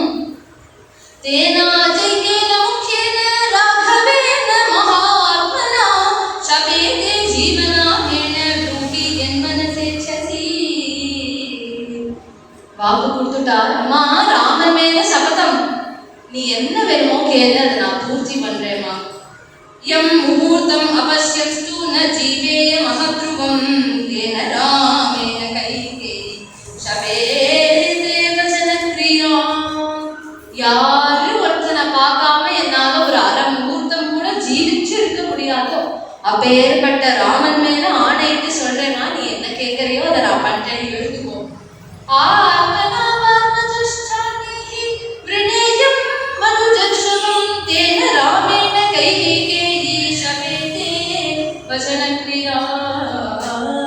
என்னோட பிராணனை விட மேல இருக்கக்கூடிய ராமன் மேல சபதம் பண்றேமா, நீ என்ன கேட்கறியோ அதை நான் செய்யறேன்னு எழுதுக்கோ. இப்படி 3 வாட்டி சத்தியம் பண்ணிவிட்டா. இவ்வளோ என்ன பண்றா அப்படின்னா, சர்ப்பம் படுத்துட்டு இருக்கிறது போல பாம்பு படுத்துட்டு இருக்கும்போது படுத்துட்டு இருக்கா. தசரதர் இப்படி சொன்னாரோ இல்லையோ, பாம்பு எப்படி படை எடுக்குமோ அது போல சீரிட்டு வந்தா, பேசுறதுக்காக வரா. உடனே தசரதர் பார்த்தாராமா, நான் தான் சொல்லிவிட்டேன் இல்லையா, நீ இந்த வேஷத்துல இப்படி நிக்காத, என்னால பார்க்க முடியல உன்னை இப்படி, அதனால நீ போய் உன்னுடைய பூஷணங்கள் ஆபரணங்கள்லாம் போட்டுட்டு வந்து என்கிட்ட பேசு அப்படின்னு. உடனே இவா எல்லாம் அலங்காரம் எல்லாம் பண்ணிட்டு வந்து அங்கே வந்து நிக்கிறா. முன்பொரு காலம் சம்பராசுர யுத்தத்துல நீங்க எனக்கு வாக்கு கொடுத்திருந்த இல்லையா 2 வரன்னு, ஆமா அதுதான் வாக்கு கொடுத்ததாச்சே, நீ தான் அவரை கேட்கிற, நீ அந்த 2 வரன்னு நான் இப்ப கேட்க போறேன், கேளுமா. எந்த ராஜ்யாபிஷேகம் நாளைக்கு ராமனுக்குன்னு நீங்க ஏற்பாடு பண்ணி இப்படி எல்லா கோலாகலமும் நடக்கதோ அந்த ராஜ்யாபிஷேகம் எனக்குள்ள பரதனுக்கு நடக்கணும்.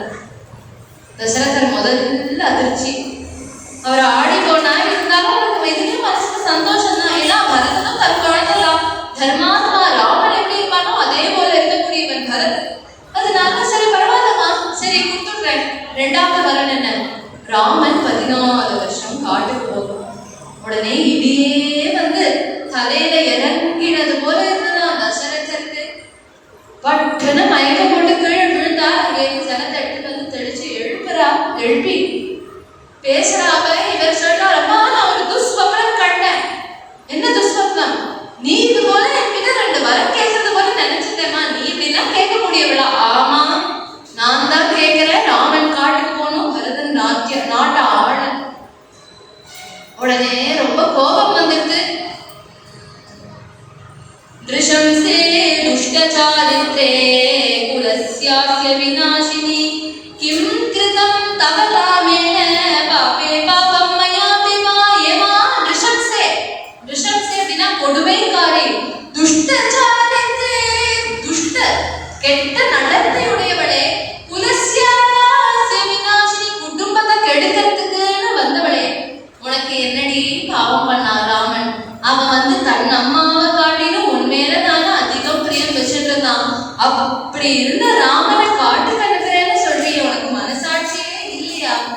सत्येन लोकं जयति दीनान् दानेन राघवः गुरु शुश्रूषया वीरो धनुषायन्ति शात्रகான லோகத்தையே தன்னுடைய சத்தியத்தினால ராமன் ஜெயிச்சு வச்சிருக்கான்.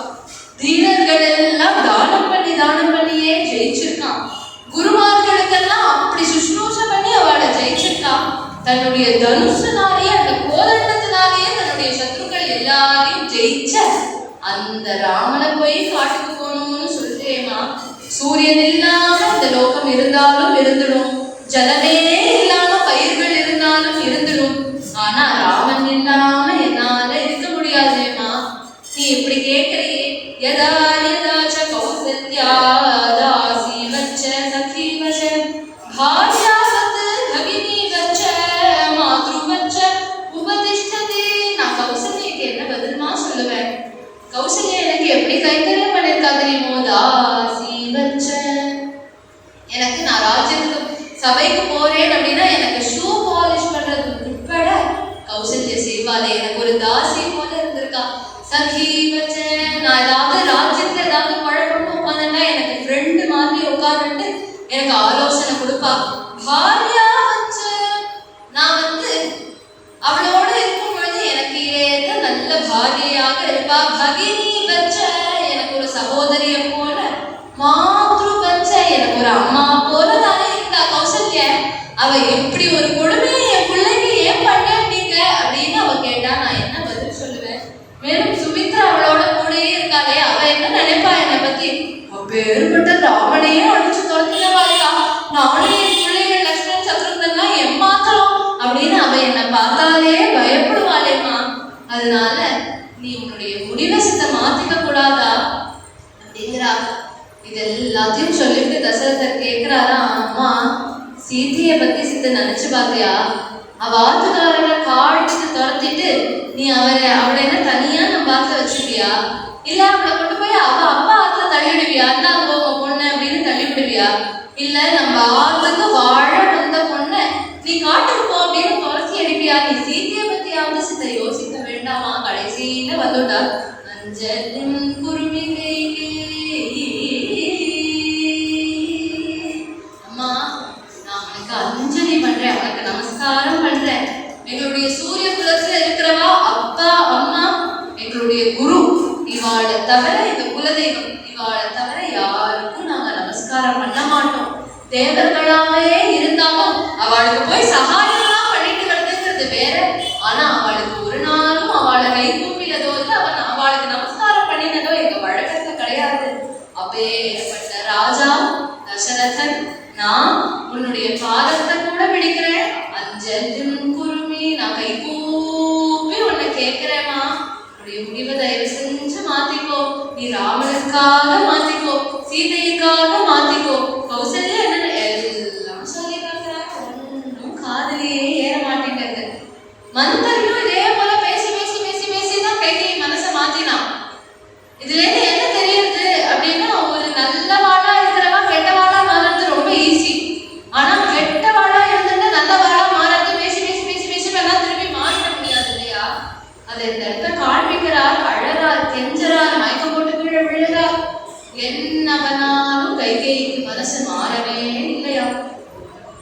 இப்படி இருக்கும் பொழுது அங்கே இருந்து அடுத்த நாள் விடுஞ்சுடுத்து தசரதரோ அழுதுட்டே இருக்கார். சுமந்திரர் ராஜாவை பார்க்கணும்னு அங்கே இருந்து மகாராஜா ஜெயா விஜயி பவா அப்படின்னு உடனே தசரதர் இந்த நிலைமையில இருப்பார் அப்படின்னு நினைச்சு பார்க்கல. அங்கே இருந்து போய் கைகையை கிட்ட கேட்கிறாராம், என்ன ஆச்சு மகாராணி, ஏன் தசரதர் இப்படி இருக்கா அப்படின்னு. உடனே அதெல்லாம் உனக்கு என்ன சொல்றதுக்கு ஒண்ணு இல்லப்பா, நீ போய் ராமனை அழைச்சிட்டு வா அப்படிங்கிறாளா கைகை. இவர் என்ன கைகையை சொன்னாலும் உடனே வேண்டுவாரா என்ன? தசரதர் சொல்றதுதான் கேட்பார். உடனே தசரதரை பார்க்கிறார். தசரதர் உடனே ராமனை அழைச்சிட்டு வாப்பா அப்படிங்கிறார். அங்கே இருந்து போய் ராமபிரானை அழைச்சிட்டு வரார். ராமபிரான் அங்கே இருந்து அப்பாவை பார்க்கறதுக்குன்னு வராரு இல்லையா? ராமர் தன்னுடைய பவனத்திலேருந்து கிளம்பும் பொழுதே ராஜாவா செய்தியிலேருந்து. அதனால சந்திர சாமராதி ராஜோபச்சாரங்களோட எல்லாரும் புடை சூழ ராமபிரான் தசரதருடைய பவனத்துக்கு வரா. அங்க பார்த்தா கைகை நின்றுட்டு இருக்கா. தசரதர் இந்த நிலைமையில பார்த்த உடனே, அம்மா என்ன ஆச்சுமா அப்பாவே, ஏன் அப்பா இப்படி இருக்கா என்ன ஆச்சுப்பா உங்களுக்கு, ஏதாவது உடம்பு முடியலையா அப்படின்னு கேட்கிறா. உடனே கைகேயி பேசுறாங்க, இல்லப்பா அப்பாவுக்கு மனசுல ஒரு கிளேசம், அந்த கிளேசத்தை நிவர்த்தி பண்ண ஒன்னால மட்டும்தான் முடியும். ஆனா நீ அதை பண்ணுவியோ அப்படின்னு கேட்கிறாங்க. அவர் உடனே சொன்னார், அம்மா அப்பாவுக்காக பிராணனை கூட கொடுக்கறதுக்கு நான் காத்துட்டு இருக்கேன். அப்படி இருக்கும் பொழுது என்ன போய் பண்ணுவியான்னு கேட்கிறேளே.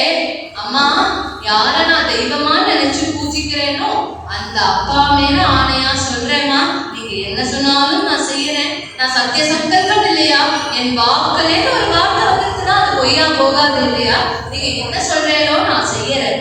அதாவது கைகேயி பிள்ளைய வச்சுட்டு அப்பாவை பிடிச்சா, அப்பாவை வச்சுட்டு பிள்ளைய பிடிச்சிட்டா. உடனே கைகேயி சொன்னான்னா, ஒன்னும் இல்லப்பா, பெரிய கஷ்டமெல்லாம் ஒண்ணும் கிடையாது.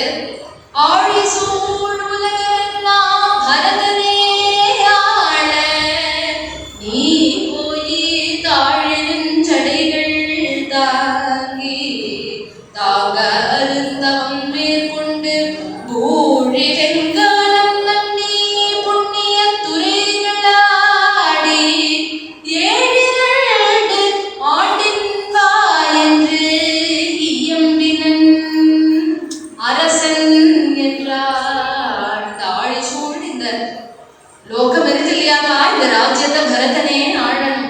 நீ என்ன பண்ணணும் அப்படின்னா, தாழிலும் ஜடைகள் தாங்கி ஜட்டாவாரம் போட்டுக்கொண்டு மரவுரை தரித்து கொண்டு நீ காட்டுக்கு போகணும். காட்டுக்கு போனா அப்படியே போயிடுமா அப்படின்னு கேட்காத, பரவாயில்ல 7 ஆண்டுகள் திரும்பி வந்துடும் இப்படின்னு நான் வர கேட்பேன் கேப்பா அப்படின்னு அவர் சொல்லணும். இயம்பினன் அரசன் என்றான் இப்படின்னு அப்பா சொல்றார். அப்படின்னு உடனே ராமருக்கு இது என்ன பெரிய கஷ்டமா இருக்குமா என்ன? ராமர் உடனே சொன்னாரா, அம்மா மன்னவன் பணி என்றார் உம்பணி மறுப்பனோ. அப்பா சொன்னார்னு சொல்ல வேண்டிய அவசியம் இல்லையம்மா. நான் சொல்றேன் ராமா, நீ காட்டுக்கு போ அப்படின்னாலே நான் போயிடுவேனே. இது என்ன பெரிய கஷ்டமா அப்பா, நீங்க ஏன் கவலைப்படுறேன், நான் போயிட்டு 14 வருஷத்துல ஓடி வந்துடுவேன் அப்படின்னா பிரசன்ன ஹிருதயத்தோட எப்படி வந்தாரோ அதே கம்பீரத்தோட வெளியில வராங்க. அவர் வெளியில வந்து எப்படி இருக்கு அப்படின்னா, இந்த அயோத்தி ஜனங்கள் எல்லாம் தெருக்கூறா நிக்கிறா இல்லையா, அவளுக்கு உள்ள என்ன நடந்திருக்கும் அப்படின்னு கெஸ் கூட பண்ண முடியலையா. அப்படி ராமர் பிரசன்ன ஹிருதயத்தோட வெளியில வந்துட்டா. வந்த உடனே ராமருக்கு மனசுல ஒரு கிளேசமா, என்னடா இவரு காட்டுக்கு போக சொல்லிட்டாரே, என்ன பண்ண போறோமோ தெரியலையே அப்படின்னு வருத்தப்படுறாரா அப்படின்னா, அப்படின்னா ஒண்ணும் இல்லையா. இதை எப்படி போய் அம்மா கிட்ட சொல்றது, அம்மா அழுவாளே, அம்மா கிட்டே இருந்து எப்படி தப்பிச்சுட்டு வெளியில போறது அப்படின்னு அங்கேருந்து வரா. வந்து அங்கேருந்து சத்திர சாமராதி பூஜாரங்களோட அவெல்லாம் பின்னாடி வரா. அவளெல்லாம் பார்த்து நமஸ்காரம் பண்ணி சொல்றா, இதெல்லாம் இந்த கைத்தரியம் எல்லாம் இப்போ நீங்க எனக்கு பண்ண வேண்டாம் அப்படின்னு சொன்னா, ராஜ்யாபிஷேகத்துக்கு என்ன ஏற்பாடு நடந்திருக்கோ அது எல்லாத்துக்கும் நமஸ்காரம் பண்ணிட்டார். அங்கேருந்து வந்தா கௌசல்யா பவனத்துக்குள்ள வந்தா. கௌசல்யா அங்கேருந்து ஓடி வந்து, அப்பா ராமா, நீ ஜில்லுன்னு அம்மா கிட்ட ஆசீர்வாதம் வாங்கிக்கணும்னு காட்டாலே ஓடி வந்துட்டியே, எங்க உனக்கு சத்திர சாமராக உபச்சாரங்களோட ராஜாவா பார்க்கணும்னு தானே ஆசைப்பட்டேன், எங்க அவெல்லாம் பின்னாடி வராளோ, நீ முதல்ல வந்து நமஸ்காரம் பண்ணிக்கணும்னு வந்தியாப்பா, இந்த தங்க பலகையில உட்காந்துக்கோ அப்படின்னு ஆசனத்தை போட்டா. அதுக்குள்ள அங்கேருந்து சுமித்ரா என்ன பண்ணான்னா, அங்கேருந்து பழப்பழம் நறுக்கி கொண்டு வந்து, அம்மா உங்க அப்பா வசிஷ்டர்லாம் சொல்லுவார், நீ சாப்பிடாம பட்டினியா இருக்கணும், விரதம் இருக்கணும்னு. பழம்லாம் சாப்பிட்டா ஒன்றும் பிரச்சனை கிடையாதுப்பா, பழத்தை சாப்பிட்டு அழகான தங்க தட்டுல வரும்பா பழங்கள் எல்லாம் நறுக்கி கொண்டு வந்து கொடுக்குறா. ராமர் பாக்குறாரு, இப்படியும் ஒரு பிரேமையா இருக்கா, இவாழ்கிட்ட போய் நான் எப்படி சொல்ல போறேனே அப்படின்னு தெரியாம முழிச்சுட்டு இருக்கக்கூடிய ராமர் பாக்குறாரா. பார்த்து அந்த ஆசனம் போட்டாதே, தங்க ஆசனம், அதை இப்படி தள்ளி வச்சுட்டு சொல்றாரு, அம்மா இப்போ இந்த ஆசனத்துல உட்கார்ந்துக்க கூடிய ஒரு காலம் கிடையாது, இப்போ என்ன பண்ணணும் தெரியுமா, நான் போய் தர்பாசனத்தை உட்காந்துக்கணும். ஏப்பா என்ன ஆச்சு, ஏன் இப்படி சொல்ற, அவளுக்கு என்ன ஆச்சு, ஏன் நீ தர்பாசனத்தை உட்காந்துக்கணும்? ஒண்ணும் இல்லம்மா, நம்ம அப்பா இருக்கா இல்லையா, அவர் ராஜ்யத்தை 2ஆ பிரிச்சுட்டாங்க. ஒண்ணு ஜனராஜ்யம், இன்னொன்னு வனராஜ்யம். ஜனராஜ்யத்தை பரதனுக்கு கொடுத்துருக்காங்க, வனராஜ்யத்தை சேர்ந்த ஒரு 14 வருஷம் போய் என்னை பார்த்துட்டு வச்சு இடியே விழுந்தது போல இருந்துதான். கௌசல்யா கேட்டு அழகா, ஏப்பா ராமா, எனக்கு என்ன உன் மேல பாசம் இருக்கா, என் நெஞ்சில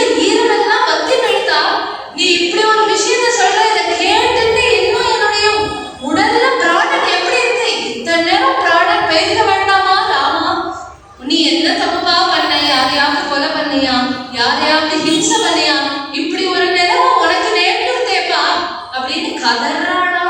அங்கேருந்து அழறா வந்து சொல்றா, ராமா நீ உன்னோட கூட அழைச்சிட்டு போயிடு. எப்போ உன்னையே நாட்டை விட்டு அடிச்சு துரத்திட்டாலோ அப்ப என் நிலைமையை யோசிச்சு பாருப்பா. நீ இருக்கும் பொழுதே எனக்கு இங்க மரியாதை இருக்காது, இதுல நீயும் கிளம்பிட்ட அப்படின்னா என்ன தாசி போல தானே வா பாப்பா. என்ன கௌசல்யாக்கு என்ன மரியாதை வேண்டி கிடக்குன்னு எல்லாரும் எகத்தாளமா தானே பாப்பா. என்னால அதை தாங்க முடியாதுப்பா, நானும் உன்னோட கூட வந்துடுறேன் அப்படின்னு கதறா. லட்சுமண சுவாமி அங்கேருந்து வந்தார். அம்மா நீங்க அப்படி அழக்கூடாதுமா. என்ன அழுது? இப்ப என்ன அழுது? நம்ம குடும்பத்துக்குள்ள தானே எல்லாம் பேசிட்டு இருக்கா. நான் அவர்கிட்ட எதுக்கு இருக்கேன், என் கையில எதுக்கு பில்லு இருக்கு, நான் போறேன். தசரதனாவது கைகேயியாவது யாரு வந்தாலும் அவனோட யுத்தம் பண்றேன். அண்ணா நம்ம அப்பாவையும் கைகேயையும் பிடிச்சு ஜெயில போட்டுட்டு நாமளே பட்டாபிஷேகம் பண்ணுவோம். நான் வசிஷ்டர் என்ன பண்ண மாட்டேன் நான் சொல்றாரு உங்களுக்கு, நாமளே பட்டாபிஷேகம் பண்ணிட்டுருவோம்னு அவர் ஒரு பக்கம் கத்த. ராமர் பார்த்தா லட்சுமணா இந்த ஆசுவாசமா இருக்கு.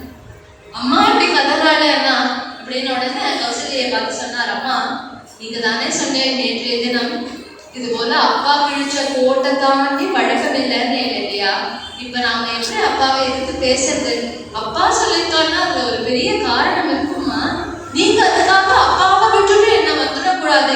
ஏன் அப்படின்னா ஒரு ஸ்திரீக்கு ரொம்ப முக்கியமான தர்மம் தன் பர்த்தாவோட இருந்து பர்த்தாவுக்கு கைங்கரியம் பண்றது தானேமா. அதனால நீங்க அப்பாவை விட்டுட்டு வரக்கூடாது. ஏற்கனவே அவர் என்ன பிரிஞ்ச சோகத்துல இருக்கார், இதுல நீங்களும் இன்னும் அவருக்கு சோகத்தை கொடுக்க கூடாதுமா அப்படின்னு சொல்றார். உடனே லட்சுமண சுவாமியை பார்த்து சொல்றார், அப்பா லோகத்துல அப்பாவை ஜெயில போட்டுட்டு பட்டம் கட்டிக்கிறதுக்கு நிறைய பேர் இருக்கா. பின்னாடி கம்சன் வர போறான், அவுரங்கசீப்பும் அப்படிதான் பண்ணான். அப்படி அவளை போல அப்பாவை ஜெயில போட்டுட்டு ராஜாவாத்துக்கா நான் அவதாரம் எடுத்துட்டு வந்திருக்கேன். அப்பா சொன்னா அதை நாம கேட்கணும்பா அப்படின்னு சொன்னான். அப்படியே அங்கேயே கௌசல்யா அம்மாவை சாந்தப்படுத்தி அங்கேருந்து கிளம்பினார். அடுத்து சீதை கிட்ட இந்த விஷயத்த சொல்லணுமேன்னு அங்கேருந்து வரா. சீதா பிராட்டிக்கு அதுக்குள்ள விஷயம் போயிடுச்சு. சீதா பிராட்டி அங்க நின்றுட்டு இருக்காளாம். உடனே ஓடு அழுதி, காத்துக்காரருக்கு இப்படி ஒரு நிலைமை வந்துருச்சு, எனக்கு இப்படி ஒரு நிலைமை வந்துருச்சுன்னு அழல. அங்கேருந்து ராமர் வந்து சொல்றாரம்மா, சீதை அப்பா என்ன சீதை ஒரு 14 வருஷம் காட்டுக்கு போயிட்டு வர சொல்லியிருக்கா. நீ பேசாம ஆத்துல சவத்தா இருக்கியாவா? என்னது ஆத்துல சவத்தா இருக்கியா? ஆத்துல இருக்கிறதுல உங்களுக்கு ஒரு விஷயம் தெரியாது. நான் ரொம்ப நாளா சொல்லணும்னு நினைச்சிட்டு இருந்தேன், மறந்து போயிட்டேன். எனக்கு கல்யாணத்துக்கு முன்னாடி ஜோசியம் பாப்பா இல்லையா, அப்ப இந்த ஜோசியம் சொன்னார், அம்மா உனக்கு ரொம்ப யோகம்மா, நீ வந்து கொஞ்சம் வருஷ காலம் உங்க ஆத்துக்காரனோட தனியா காட்டுக்கெல்லாம் போயிட்டு வருவ அப்படின்னு அந்த ஜோசியர் அன்னைக்கே சொன்னார்.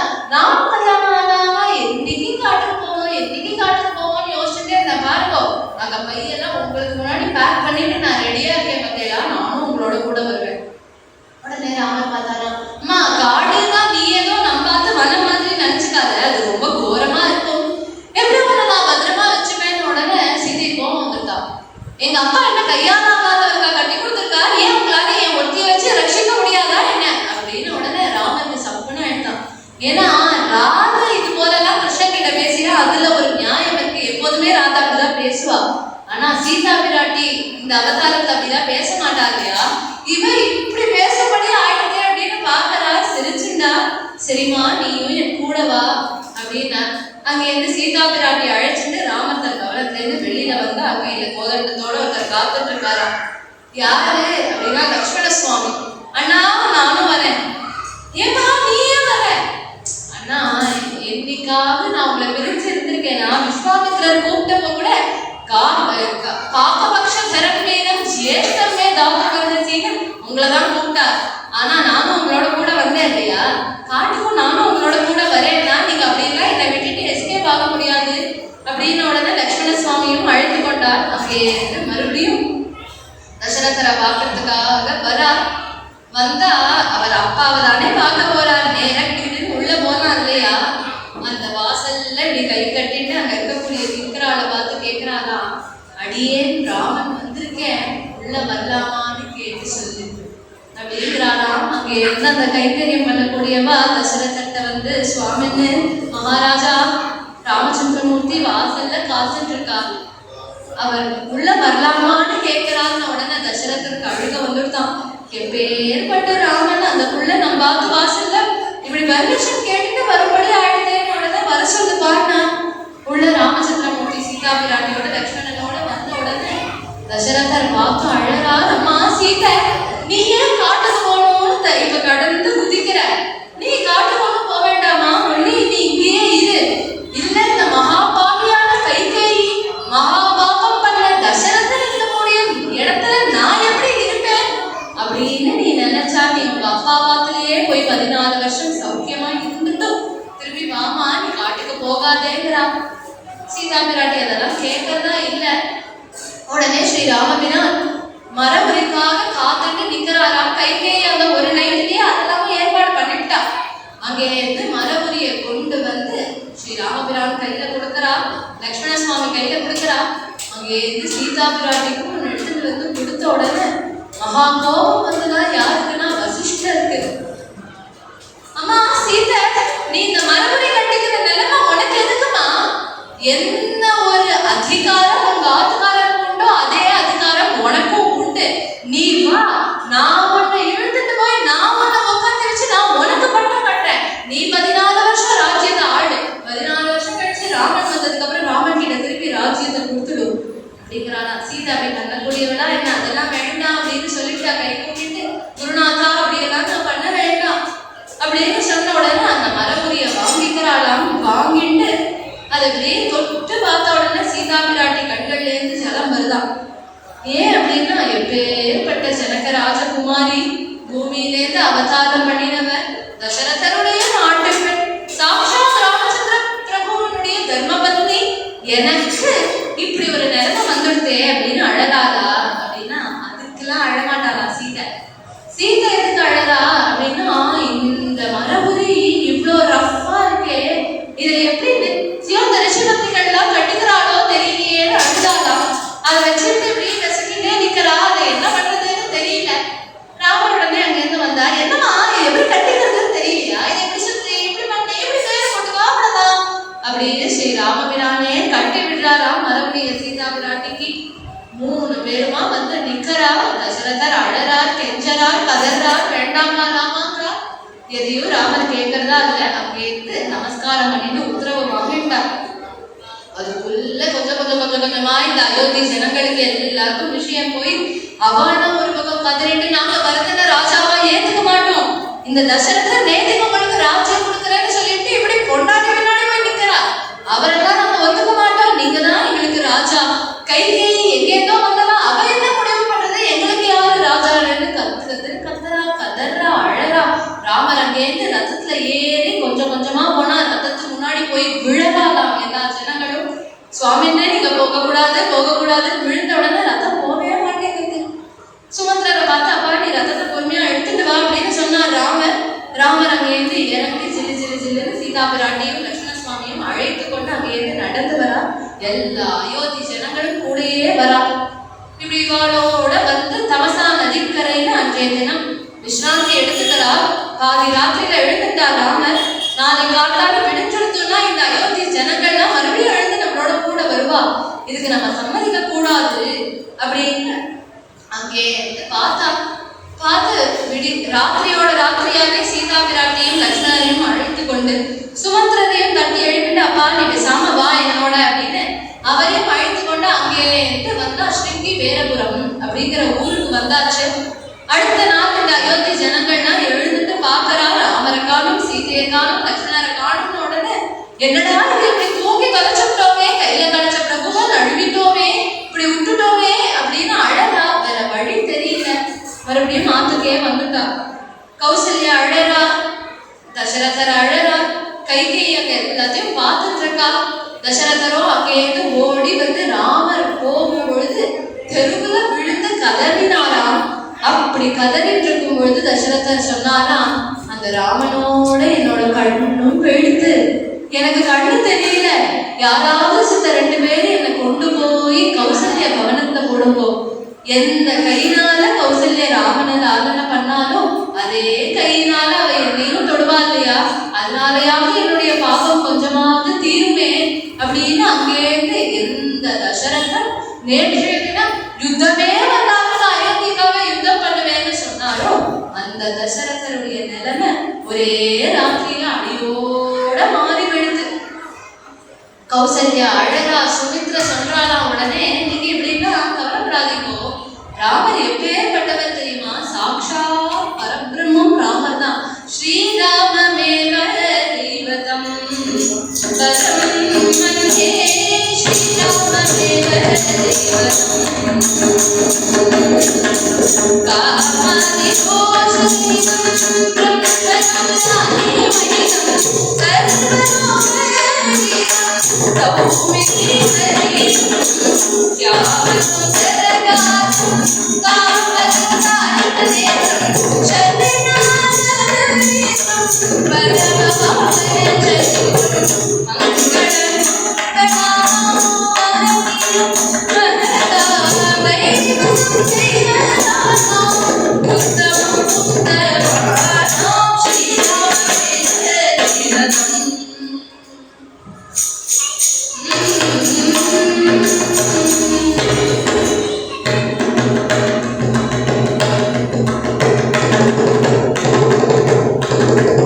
இப்படி ராமரே ஸ்வயம் தெய்வம். அவருக்கு ஏதோ இப்படி கஷ்டம் வந்துருது அப்படின்னு நினைச்சுக்காதீங்கோ. இப்ப ஏற்பட்ட சூரிய பகவான் இருக்கார் இல்லையா, அவர் எப்பொழுதும் ராமனோட கூட இருக்கும் பொழுது ராமனுக்கு நீங்க பண்ணக்கூடிய ஹஸ்த லாலனமோ போல இருக்கும். எந்தெந்த இடத்துலலாம் ராமன் பாதத்தை படிக்கிறானோ அந்த இடமெல்லாம் சுபிக்ஷமா போயிடும்.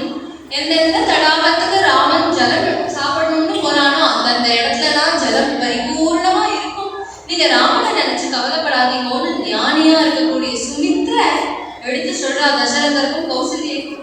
அதுக்குள்ள இந்த ஸ்ருதி வேதபுரத்துல வந்து உட்கார்ந்துட்டு இருக்கார் ராமர். ராமர் அப்படி உட்கார்ந்துட்டு இருக்கும் பொழுது யாருக்காகையோ காத்துட்டு இருக்காராம். யாருக்கு அப்படின்னா குஹனுக்காக காத்துட்டு இருக்காராம். அப்படி காத்துட்டு இருக்கும் பொழுது அவர் சொல்றார், குஹன் வரணுமே, குஹனை பார்க்கணுமே, குஹனை பார்க்கணுமே. ஏன்? ஏன்னா 14 வருஷம் நம்ம காட்டுக்கு போக போறோம். இதுக்கு மேல குஹனுக்கு நம்மளுடைய தர்சனம் கிடைக்காது இல்லையா, அதனால அவனுக்கு நம்மளுடைய தர்சனத்தை கொடுத்துட்டு கிளம்பணும் அப்படின்னு பாக்குறாரான்னா அப்படி இல்லையா. இன்னொரு 14 வருஷம் இவர் குஹனை பார்க்க முடியாது இல்லையா, அதனால ஒரு தடவை குஹனை பார்த்துட்டு நம்ம போயிடணுமே நினைச்சிட்டு காத்துட்டு இருக்கா. அங்க இருக்கக்கூடிய அயோத்தி ஜனங்கள் எல்லாரும் திரும்பி வந்துட்டா அயோத்திக்கு. அவெல்லாம் வரும்போதே சொல்லிட்டே வராலாம். ஆத்துல இருக்கக்கூடியவாளுக்கு சொல்றா, எப்பேற்பட்டவர் தெரியுமா ராமர். கடைசியில போகும்பொழுது கூட அவர் என்ன தெரியுமா சொல்லிட்டு போனா, நீங்க என்னிடத்துல என்ன அபிமானம் வைக்கிறீங்களோ அதை அப்படியே 1% கூட குறையாம பரதன் இடத்துல வைக்கோ. பரதன் அப்பேற்பட்ட ராஜா, உங்களை நன்னா பார்த்துமா அப்படின்னு தானே சொன்னார். பரதனை பத்தி அப்படிதானே கொண்டாடினான். அந்த ராமருக்கு இப்படி நேர்ந்து தேடி புலம்பிட்டே ஆத்துக்கு வர அங்க அதுக்குள்ள குஹன் வந்தானா ராமரை தரிசனம் பண்றதுக்கு. குஹன் அங்கே இருந்து வந்து காத்துட்டு இருக்கான். லட்சுமண சுவாமி நின்றுட்டு இருக்காரு. நின்றுட்டு இருக்கும் பொழுது இவர் கேட்கிறாரு, யாருப்பா நீ அப்படின்னு. உடனே நான் தான் வேடுவர்களோட ராஜா குஹன் வந்திருக்கேன் அப்படின்னு சொல்ல வேண்டி இருக்க. இவர் உடனே என்ன சொன்னார் அப்படின்னா, நாவாய் வேட்டுவன் நாய் அடியே என்றார். நான் ஒரு நாவாய் வேட்டுவன், நான் வந்து ஒரு படகெல்லாம் ஓட்டக்கூடிய வாழ்க்கை ஒரு ராஜாங்கிற பேர்ல இருக்கக்கூடிய ஒரு நாய் வந்திருக்கேன் அப்படின்னு போய் ராமர் கிட்ட சொல்லுவோம். அப்படின்னு உடனே லட்சுமண சுவாமி அங்க இருந்து வந்து, அண்ணா அண்ணா உங்களை பார்க்கறதுக்கு ஒரு நாய் வந்து வாசல்ல காத்துட்டு அப்படின்னு நான் சொல்லுவார்.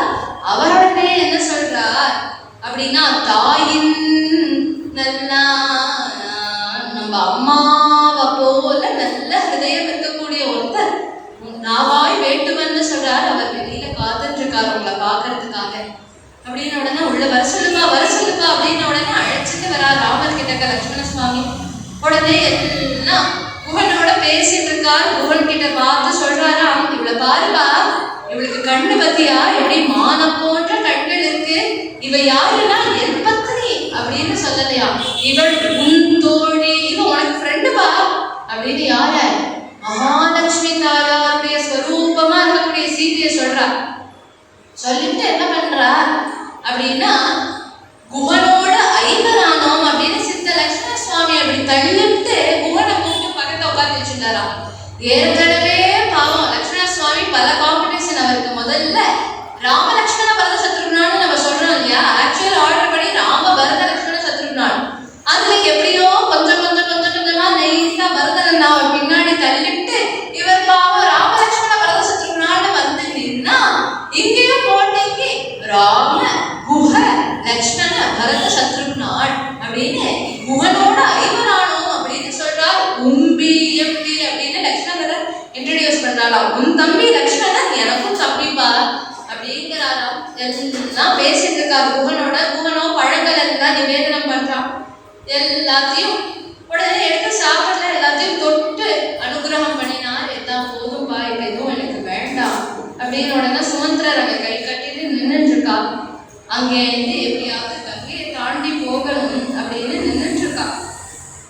இப்படி நின்றுட்டு இருக்கும் பொழுது குஹன் அங்கேருந்து அழகான ஒரு படகை கட்டி எடுத்துட்டு வரா. சுமந்திரரை பார்த்து கை கூப்பி ராமர் சொன்னாரா, இது வரைக்கும் நீங்க பண்ண உபகாரத்துக்கு ரொம்ப என்னுடைய கிருத்தஜையை தெரிவிச்சுக்கிறேன். நீங்க இதுக்கப்புறம் அயோத்தியாவுக்கு போகலாம். இது எதிர்பார்க்கல சுமந்திரர். நம்மள ராமர் அழைச்சுட்டே வந்துட்டார். ராமரோட தான் 16 வருஷம் இருக்க போறோம்னு நினைச்சிட்டு இருக்காரு இவர். இவருடைய திரும்பி காட்டுக்கு போவா, காட்டுக்கு வராத, அப்பாவோட போய் இரு அப்படின்னு உடனே நமஸ்காரம் பண்ணிட்டாரு. இப்படி சொல்றேனே, நான் அவங்களோட இருக்கணும்னு வந்தேனே, நான் அவங்களுக்கு கைங்கரியம் பண்றேன் அப்படின்னு உடனே ராமர் சொன்னாரா, ஏற்கனவே நான் இல்லாம அப்பா ரொம்ப துக்கத்துல இருப்பா. நீங்கள் அப்பா கூட இருக்கிறது அப்பாவுக்கு ஒரு பெரிய சமாதானமா இருக்கும். அதனால நீங்க அப்பாவோட கூட போய் இருங்கோ அப்படின்னு சொன்னா. இப்படி சொன்ன உடனே ஒன்றும் பண்ண முடியாது. ஸ்ரீ ராமபிரான் என்ன பண்ணினார் அப்படின்னா, அங்கே இருந்து ஒரு ஆல மரத்துல போய் உட்கார்ந்துட்டாராம். கூப்பிட்டா குஹனை, குஹா இந்த மரத்து மேலே ஏறி ஆல பால் எடுத்துட்டு வா அப்படின்னா. என்ன பண்ண போறா அப்படின்னா, அழகான தன்னுடைய குஞ்சித கேசம் அதை இழுத்து ஜட்டாபாரம் போடுறதுக்காக கேட்கிறா. லக்ஷ்மண சுவாமி கிச்சு விட்டானா, ஊரக நின்றுருக்கா. ஆலப்பால அண்ணா கேட்கிறானே அப்படின்னு உடனே கிடுகிடுன்னு இவனும் ஏறி எடுத்துட்டு வந்துட்டா. அங்கேருந்து இவருக்கா மனசு, அண்ணா இப்படி பண்ண வேண்டாமே, ஏன்னா அவன் கேட்கும் போதே தாடிரும் சடைகள் தாங்கின்னு சொல்லியிருக்கா இல்லையா, அதனால சடை போடுறதுக்காக அண்ணா கேட்கிறானே அப்படின்னு அங்கேருந்து லக்ஷ்மண சுவாமி ஓடி வந்தாரா. வந்தவர் இப்படி கை கூப்பி நின்றுட்டாரா. போய் சொல்லலாம் இல்லையா, அண்ணா அதெல்லாம் சடப்பாலாம் போட்டுக்காதீங்கண்ணா அப்படின்னு சொல்லலாம் இல்லையா. நாக்கே எழும்பலையா, அப்படியே பார்த்துட்டு நிற்கிறா. ஆலப்பால எடுத்துட்டு வந்தோடனே, லக்ஷ்மணா என்னப்பா உனக்கும் வேணுமா, வா உட்காந்து போன. முதல்ல லக்ஷ்மண சுவாமிக்கு அந்த ஆலப்பால தடவி சட்டை போட்டு விட்டா. அதுக்கப்புறம் தானும் சட்டை போட்டுட்டா. இதை பார்த்து சீதா பிராட்டி அழறாதா, எப்படி இருந்த பிரபு இப்படி இருக்காரே அப்படின்னு சுமந்திரரை பார்த்து, நீங்க போயிட்டு வாங்க அப்படின்னு உடனே சுமந்திரருடைய சொன்னார், இந்த குதிரைகள்லாம் பார்த்தேடா, அது வாரம் தலையை ஆட்டி ஆட்டிட்டு உங்களுக்காக அழுதுட்டே இருக்கு. நீங்க அதனால இந்த குதிரையாச்சும் கூட்டிட்டு போகல. ஏன்னா குதிரையை கூட்டிட்டு போனா குதிரையை பாத்துக்கிறதுக்கு ஒருத்தர் தண்ணியை கூட்டிட்டு போயிடுவார் அப்படின்னு நினைச்சிட்டு குதிரையை கூட்டிட்டு போகிறார். அவர் குதிரை எல்லாம் வேண்டாம்ப்பா, நான் மட்டும் போயிட்டு வரேன், நீ அப்பாவை போய் பார்த்துக்கோ. மேலும் இதெல்லாம் அப்பா வளர்த்த குதிரை, அப்பா கிட்ட ரொம்ப அபிமானத்தோட இருக்கும், அதனால அழிச்சிட்டு போன்னு சொல்லிட்டா. கங்கையில ஸ்ரீ ராமபிரான், சீதா பிராட்டி, லக்ஷ்மணன் குஹனோட சேர்ந்து போறா. இப்படி போயிட்டே இருக்கிறத சுமந்திரன் நின்றுட்டு பார்த்துட்டே இருக்காராம். பாக்குறார் எங்கேயாவது கொஞ்சம் தூரம் போயிட்டு சுமந்திரனே நீங்களும் வந்துருங்கோ அப்படின்னு கூப்பிட்டுட்டாரா. என்ன பண்றதுன்னு பார்த்துட்டே இருக்கா. ராமர் கண்ணுலேருந்து மறையறா. கூப்பிடல ராமர்ன உடனே மறுபடியும் கிளம்பி அயோத்தியாவுக்கு வந்து அந்த ஜனங்கள்லாம் சூழ்ந்துருக்கு.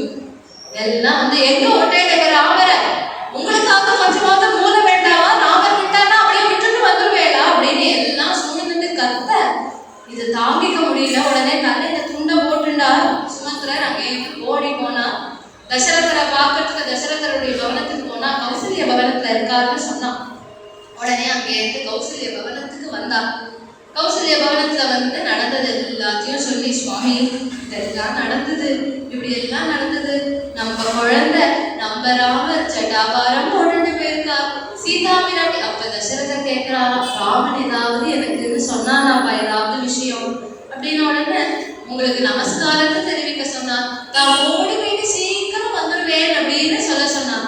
லக்ஷ்மணன் ஏதாவது சொன்னானா, இப்படி எல்லாம் பெரியவானா தர்மங்கிற பேர்ல ஏதோ ஒரு பண்றது நியாயம் தானா, தப்பே பண்ணாதவருக்கு தண்டனை கொடுக்கறது சரிதானா அப்படின்னு அவர் பாட்டு கத்திட்டு இருந்தார், கேட்டுட்டு இருந்தார். அவன் கேட்கறதும் வயசுல சின்னவனா இருந்தாலும் அவன் கேட்கறதுலயும் ஒரு நியாயம் கேட்பா. இவெல்லாம் சொல்லுது சரி, சீதை என்ன சொன்னான் அப்படின்னு உடனே சீதா பிராட்டி ஒண்ணுமே சொல்லல. எந்த இடத்துல எல்லாம் ஸ்ரீ ராமபிரான் திருப்பி திருப்பி திருப்பி அயோத்தி இருக்கக்கூடிய திக்குக்கு நமஸ்காரம் பண்ணா, அப்படி அவர் நமஸ்காரம் பண்ணும் பொழுது பிராட்டியும் சேர்ந்து நமஸ்காரம் பண்ணா. இதுல இருந்து பிராட்டிக்கு தங்கள் மேல எந்த ஒரு கோபமோ வருத்தமோ இல்லைங்கிறது தெரியுது அப்படின்னு எல்லா விஷயங்களையும் சொன்னா. சொல்ல சொல்ல சொல்ல அழுகையா வருது. உடனே கௌசல்யா அம்மாவுக்கு தாக்கல, சித்த கோபம் வந்துருத்தோம். என்ன இங்க வந்து டிராமா போடுறேடா, நீங்க தான் மொத்தமா பிளான் பண்ணி என் குழந்தைய அனுப்பிட்டேனே, இப்ப என்ன இங்க வந்து அழுக வேண்டி கிடக்கு? உங்களுக்கு எப்ப பாரு சந்தோஷமா இருக்கணும்னா கைகை கவனத்துக்கு போவேன், எங்கேயாவது அழணும்னா இங்க வருவேடோ, எதுக்கு அழகத்துக்கு மட்டும் இங்க வந்தேன்னு பேசிட்டா. ஏன் அப்படின்னா ராமன் மேல இருக்கக்கூடிய பாசத்தினால பேசிட்டா. உடனே தசரதர் சொன்னாரா, அம்மா இப்படின்னு நினைச்சுக்காதம்மா, நீ சொல்றது எல்லாமே வாஸ்தவம் தான், மகத் பாபம் பண்ணிருக்கேன் நான் இப்படி புத்திர சோகத்துல தான் எனக்கு மரணம் ஏற்படும் அப்படின்னு எனக்கு ஒரு சாபமே உண்டுமா அப்படின்னு தனக்கு நடந்த பூர்வ பித்தாந்தத்தை சொல்றா. ஸ்ரவன்குமார்னு ஒரு குழந்தைய அடிச்சுட்டேன், அதனால எனக்கு புத்திர சோகத்தினால மரணம்னு ஒரு சாபம் உண்டு. இப்ப என்னோட 4 புத்திரர்களும் என்னோட கூட இல்லை இல்லையா, அநேகமா மரணம் எனக்கு வரப்போகுது அப்படின்னு நினைக்கிறேன் அப்படின்னு கௌசல்யா சொன்னா. அதெல்லாம் எவ்வளவு ஏதாவது துக்கம்னா இந்த மாதிரி எல்லாம் பழைய ஞாபகம்லாம் வரும், பேசாம நீங்க இருக்கும், ஒன்னும் நடக்காது அப்படின்னா அப்படின்னு சொன்னான். இப்படி சொன்ன உடனே அங்கேருந்து கங்கையை தாண்டி ஸ்ரீ ராமபிரான் பரத்வாஜருடைய ஆசிரமத்துக்கு போனார். பரத்வாஜருடைய ஆசிரமத்துக்கு போனோன்னா அன்றைய நாள் ராத்திரி அங்க இருந்தார். அங்க எல்லா விதமான உபச்சாரங்களும் ஏற்றுக்கொண்டார். அங்க அப்படி இருந்துட்டு இருக்கும் பொழுது பரத்வாஜர் சொன்னார், இங்க பக்கத்துல சித்திரக்கூட்டம் அப்படின்னு ஒரு க்ஷேத்திரம் இருக்குப்பா, அந்த சித்திரக்கூட்டத்துல போய் நீ இரு, அங்க மந்தாகினி நதி போடுறது, அங்க நீ இருக்கிறதுக்கு சௌக்கியமா இருக்கும், நன்னா இருக்கும், நீ போயிட்டு வா அப்படின்னு. உடனே அடுத்து யமுனையை தாண்டணும், அதே குகனையே கூட்டிட்டு போனார் இல்லையா, அந்த இடத்துல குகனை பார்த்து கை கூப்பி சொல்லிட்டார், குஹா நீ இது வரைக்கும் பண்ண உபகாரத்துக்கு ரொம்ப சந்தோஷம்ப்பா, நான் போயிட்டு வரேன் அப்படின்னு குகனுக்கு அந்த இடத்துல இருந்து விடை கொடுத்தா. உடனே இப்ப எப்படி யமுனையை தாண்டி சித்திரக்கூடம் போகுது அப்படின்னு ராமர் இப்படி பார்த்துட்டே இருக்காரா. அதுக்குள்ள குடுகுடு நம்ம லக்ஷ்மண சுவாமி ஓடி போய் அழகான ஒரு நௌகா, ஒரு அழகான போட் ரெடி பண்ணிட்டு இருக்காரு. அது அங்க அங்க அங்க அங்க இலைகள் தொங்க விட்டு இலைகளாலேயே கிளிகள்லாம் இருக்கிறது போல அங்க அங்க புஷ்பங்கள் எல்லாம் சொல்லி ஸ்ரீராமர் உட்கார்ந்துக்கிறதுக்கு ஒரு பீடம், பாதத்தை வச்சுக்கிறதுக்கு அழகா புல்லெல்லாம் பறிச்சு போட்டு அழகான ஒரு போட்டு தயார் பண்ணி கொண்டு வந்து அப்படி நிறுத்திட்டாராம் யமுனைக்கு முன்னாடி. நிறுத்தின உடனே லட்சுமணா இது எப்படிமா தயார் பண்ண நீ அப்படின்னு உடனே அங்க குஹன் பண்ணிட்டு இருந்தார் இல்லையா, அது பண்ணும் போது அவர் என்ன பண்றாருன்னு பார்த்துட்டே இருந்தேன். இந்த கண்ணு பார்த்து கை செய்யணும் அப்படின்னு சொல்றாரு இல்லையா, அப்படி கண்ணு பார்த்துட்டே இருந்தது. இப்ப பண்ணிட்டேன்னா எல்லாமே உங்க கிருபை தான், உங்க சங்கல்பம் இல்லாம நடக்குமா அப்படின்னு உடனே ஸ்ரீ ராமபிரான் ஜில்லுன்னு அந்த போட்ல ஏறிட்டார். உடனே சீதா பிராட்டியை ஏத்திக்கணும்னு பாக்குறா. சீதா பிராட்டி இப்படி ஏறலாம்னு கால் வச்சா போட்ட ஆடுறதா, அதனால சீதா பிராட்டி ஏறதுக்கு பயப்படுறா. இப்படி இப்படி முடிக்கிறா. ராமரோ பார்த்து சிரிக்கிறார், அம்மா ஏறுமா, ஒண்ணு பண்ணாத ஏறு ஏறு அப்படிங்கிறா, பயப்படுறா. லக்ஷ்மண சுவாமி ஏன் நல்லா இப்படி சொல்லிட்டே இருக்கா, பேசாம அவரே தூக்கி உட்காந்து வச்சுக்க வேண்டியதானே மன்னிய அப்படின்னு பாக்குறா. அப்ப தோணித்து அவருக்கு நாம ஒருத்தன் இங்க நின்றுட்டு இருக்கிறதுனால பாப்பா சங்கோச்சப்படுறா அவங்களுக்கு அப்படின்னு தான் உடனே என்ன பண்ணிட்டா, இதெல்லாம் இங்கிட்டும் தெரிஞ்சவர், அதனால அங்க இருந்து போய் இந்த போட்டை எப்படி ஓட்டிட்டு போய் எங்க நிறுத்தலாம் அப்படின்னு பாக்குறது போல சிறு தூரம் தள்ளி போய் பெண்ணுக்கு பார்த்துட்டு இருந்தாரா. அதுக்குள்ள மறுபடியும் ராமர் வெளியில குதிச்சு சீதா பிராட்டிய ஏற்றி அந்த போட்ல உட்காந்து வச்சுட்டு ராமர் சில்லுன்னு ஏறிட்டு லக்ஷ்மணா வரியாப்பா அப்படின்னு உடனே அங்க இருந்து லக்ஷ்மண சுவாமி ஓடி வந்து லக்ஷ்மணனையே படக ஓட்ட யமுனையை தாண்டி சித்திரக்கூட்டத்தை போய் இருந்துட்டு இருக்கா. இப்படி இருந்துட்டு இருக்கும் பொழுது அன்றைய நாள் ராத்திரி தசரதருக்கு தூக்கம் வருமா என்ன, ராமர் போயிட்டார் அப்படின்னு உடனே இருந்தாலும் கௌசல்யையும் சுமித்ரையும் ராமரையே நினைச்சுட்டு அப்படியே அசந்து போய் படுத்துட்டு இருக்கா. அவளை பார்த்து புலம்பினார் தசரதர், இப்படி ஆயிடுத்து அம்மா கௌசல்யா, உனக்கு பெரிய பாப்பத்தை பண்ணிட்டேம்மா, எனக்கு மன்னிச்சுக்கோ. அம்மா சுமித்ரா, நீ எப்ப பாரு ஏதாவது தபஸ் பண்ணிட்டே இருக்கே, ஏதாவது பிரதம் அனுஷ்டிச்சுட்டே இருக்க, எதுக்குமா இதெல்லாம் பண்ற அப்படின்னு கேட்டா நீ என்ன சொல்லுவ, உங்களுக்கு முன்னாடி நான் சுமங்கலியா போயிடணும் அப்படின்னு சொல்லிட்டே இருக்க இல்லையாமா, இப்ப கடைசியில நான் தான்மா ஜெயிக்க போறேன், நான் உனக்கு முன்னாடி கிளம்ப போறேன், அப்படின்னு சொல்லிட்டே இருக்கா. இவ தூங்கிட்டே இருக்கா. அங்கேருந்து ராமர் வருது போல தசரதருக்கு தெரியுது. ராமா ராமா ராமா ராமா ராமான்னு சொல்லிட்டு தசரதர் பிராணனை விட்டான். அடுத்த நாள் காத்தால வந்து தசரதரை எழுப்பணும்னு எல்லாரும் வேடிக்கைகள்லாம் முழங்குறா. எல்லாரும் வந்து ஏன் இன்னும் மகாராஜா வரலன்னு பாக்குறா. கௌசல்யும் பாக்குறா, ஏன் இவர் இன்னும் எழுந்துக்க மாட்டேங்கிறார் அப்படின்னு அங்கேருந்து வந்து தசரதரை தொட்டா. தசரதர் உடம்பு இருக்குன்னா சில்லுட்டு போயிருக்கு. அங்கேருந்து வைத்தியரை கூப்பிட்டு பார்த்தா தசரதர் போயிட்டார் அப்படின்னு உடனே ஏற்கனவே புத்திரன் காட்டுக்கு போயிட்டான். இவ பர்த்தாவும் விட்டுட்டு போயிட்டாரேன்னு கதறா. கௌசல்யும் சுமித்ரையும் கைகேயும் கதறா. இவ எல்லாரும் இப்படி கதறிட்டே இருக்கும்பொழுது வசிஷ்டர் சொன்னார், பரதனை அழைச்சிட்டு வந்துதான் இப்போ ஒரே உபாயம். ஏன்னா இவருக்கு செய்ய வேண்டிய சம்ஸ்காரம் எல்லாம் பண்ணணும் இல்லையா? அதனால இவருடைய சரீரத்தை ஒரு எண்ணெய் கொப்பரையில வைப்போம், வச்சுட்டு நாம இதை பாதுகாப்போம். இப்படியே பாதுகாத்துட்டே இருந்தோம் அப்படின்னா அதுக்குள்ள பரதன் வந்துடுவான் அப்படின்னு தூதுவர்களை கூப்பிட்டு சொல்றா. வசிஷ்டர் நான் குருநாதர் கூப்பிட்டேன் அப்படின்னு சொல்லி அவளை கூப்பிட்டுட்டு வா. அவள்கிட்ட நீ எந்த உண்மையும் சொல்லக்கூடாது, எந்த பொய்யும் சொல்லக்கூடாது அப்படின்னு அதிகமா என்னன்னு சொல்லுவா. அதனால அங்கேருந்து போனா. வேகமா போனா. போய் அங்கேருந்து அதுக்குள்ள பரதனுக்கே ஏதோ துர்நிமித்தங்கள்லாம் தெரியறது கவலைப்பட்டு இருக்கா. அங்கேருந்து வந்து மகாராஜா உங்களை வசிஷ்டர் கூப்பிட்டா அப்படின்னு உடனே இவருக்கு இன்னும் பயம் ஜாஸ்தியா போயிடுது. ஒண்ணு அப்பா கூப்பிட்டாருன்னு சொல்லணும், இல்ல அண்ணா கூப்பிட்டாருன்னு சொல்லணும். இதெல்லாம் சம்பந்தமே இல்லாம வசிஷ்டர் கூப்பிட்டார். அங்க என்னப்பா மகாராஜா சௌக்கியமா அப்படின்னு உடனே மகாராஜா சௌக்கியம் அப்படின்னு. ஆனா இவ என்ன போய் சொல்லிட்டா அப்படின்னா, இப்பதான் மகாராஜா மாறி போயிடுதே. வரதுக்கு தானே கண்ணு முன்னாடி நிக்கிறாரே சௌக்கியமா, அதனால மகாராஜா சௌக்கியம். நீங்க இதுக்கு மேலே எங்ககிட்ட எதுவும் கேட்க கூடாது, நீங்க உடனே கிளம்பி அயோத்தியாவுக்கு வாங்கோன்னு அயோத்தியாவுக்கு அவளை அழைச்சிட்டு வந்தா எப்போதும் இன்முகத்தோட வரவேற்கும் அயோத்தியா ஜனங்களும் கதவை இடிச்சுட்டு போறா. சில பேர் குசுன்னு பேசிட்டு போறா, சில பேர் பரதனை பார்க்கணும் அழுதுட்டு போறா, சில பேர் திட்டா பரதனை இவ போய் இப்படி ஒரு காரியம் பண்ணியிருக்கானே அப்படின்னு. இதெல்லாம் புரிஞ்சுக்கவே முடியல பரதனால. அங்க இருந்து ஓடி வந்து சபா மண்டபத்தை பாக்குறான். பெரிய சிம்மாசனம், அப்பாங்களுடைய மக்குட்டம் அங்க இருக்கு, காலியா இருக்கு. உடனே ஓடி போய் கைகேயினுடைய பவனத்துல, அப்பா சபையில இல்லைன்னா அம்மா ஆத்துலதான் இருப்பாருன்னு அங்க இருந்து கைகேயி கிட்ட போனா, கைகேயி உடனே அங்க இருந்து ஏப்பா கண்ணா அங்க என்ன மாமா எல்லாம் சௌக்கியமா இருக்காளா, எல்லாரும் நன்னா இருக்காளா அப்படின்னு கேட்ட உடனே பரதனுக்கு நிம்மதியா இருந்தான். எப்ப இந்த அம்மா அங்க இருக்கிறவளா சௌக்கியமானு கேட்கிறாளோ அப்ப இங்க எல்லாரும் சௌக்கியம் தான் அப்படின்னு அவர் பாவம் மனசுல நினைச்சிட்டு, நீ யாரெல்லாம் இங்க விசாரிக்கிறியோ அவெல்லாம் இங்க அவ சௌக்கியமா, இங்க அப்பா எங்க, அப்பா எப்படி இருக்காரு, அண்ணா எப்படி இருக்காரு, அண்ணா எங்க அப்படின்னு உடனே அவ சொல்றானா, நம்ம அப்பா எப்போதும் ஸ்வர்க்கத்துக்கு போவார் இல்லையாப்பா தேவர்களுக்கு யுத்தத்துக்கு உதவிக்காக. இப்ப என்னன்னா அவர் ஒரேடியா ஸ்வர்க்க கிளம்பி போயிட்டார். எவ்வளோ சாதாரணமா சொல்றா பாருங்கோ. உடனே கேட்டு அழறான் பரதன், இப்படி ஒரு நிலைமை நேர்ந்தே எனக்கு என்ன ஒரு துர்பாகியம். அப்பா கடைசி காலத்துல கூட அப்பாவோட இருக்க முடியலையே. ஏமா அப்பா கடைசியா எனக்கு ஏதாவது விஷயம் சொல்றதுக்கு இருந்தாரா?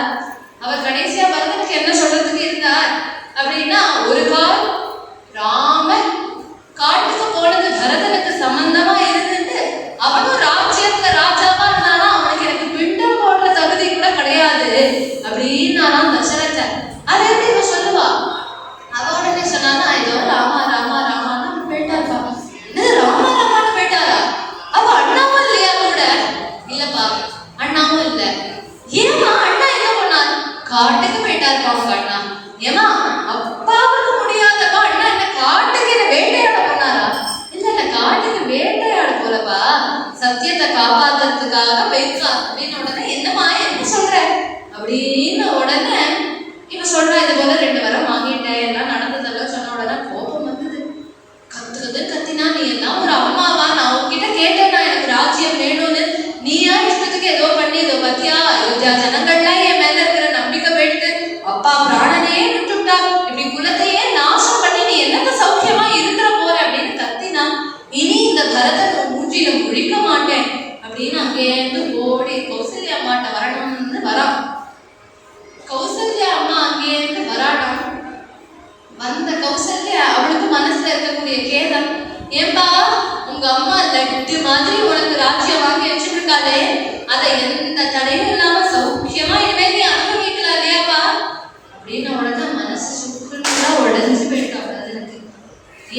அப்படின்னா இந்த அம்மா நம்மளை புரிஞ்சுக்காம போயிட்டாலே, நம்ம அண்ணாவை துரத்திட்டு அண்ணா எப்ப சாய்மா எப்படா மடத்துல ஏறி உட்காந்துக்கலாம் அப்படின்னு பார்க்கக்கூடியவனா நம்ம அப்படின்னு உடனே பெரிய சபதம் பண்ணினான்.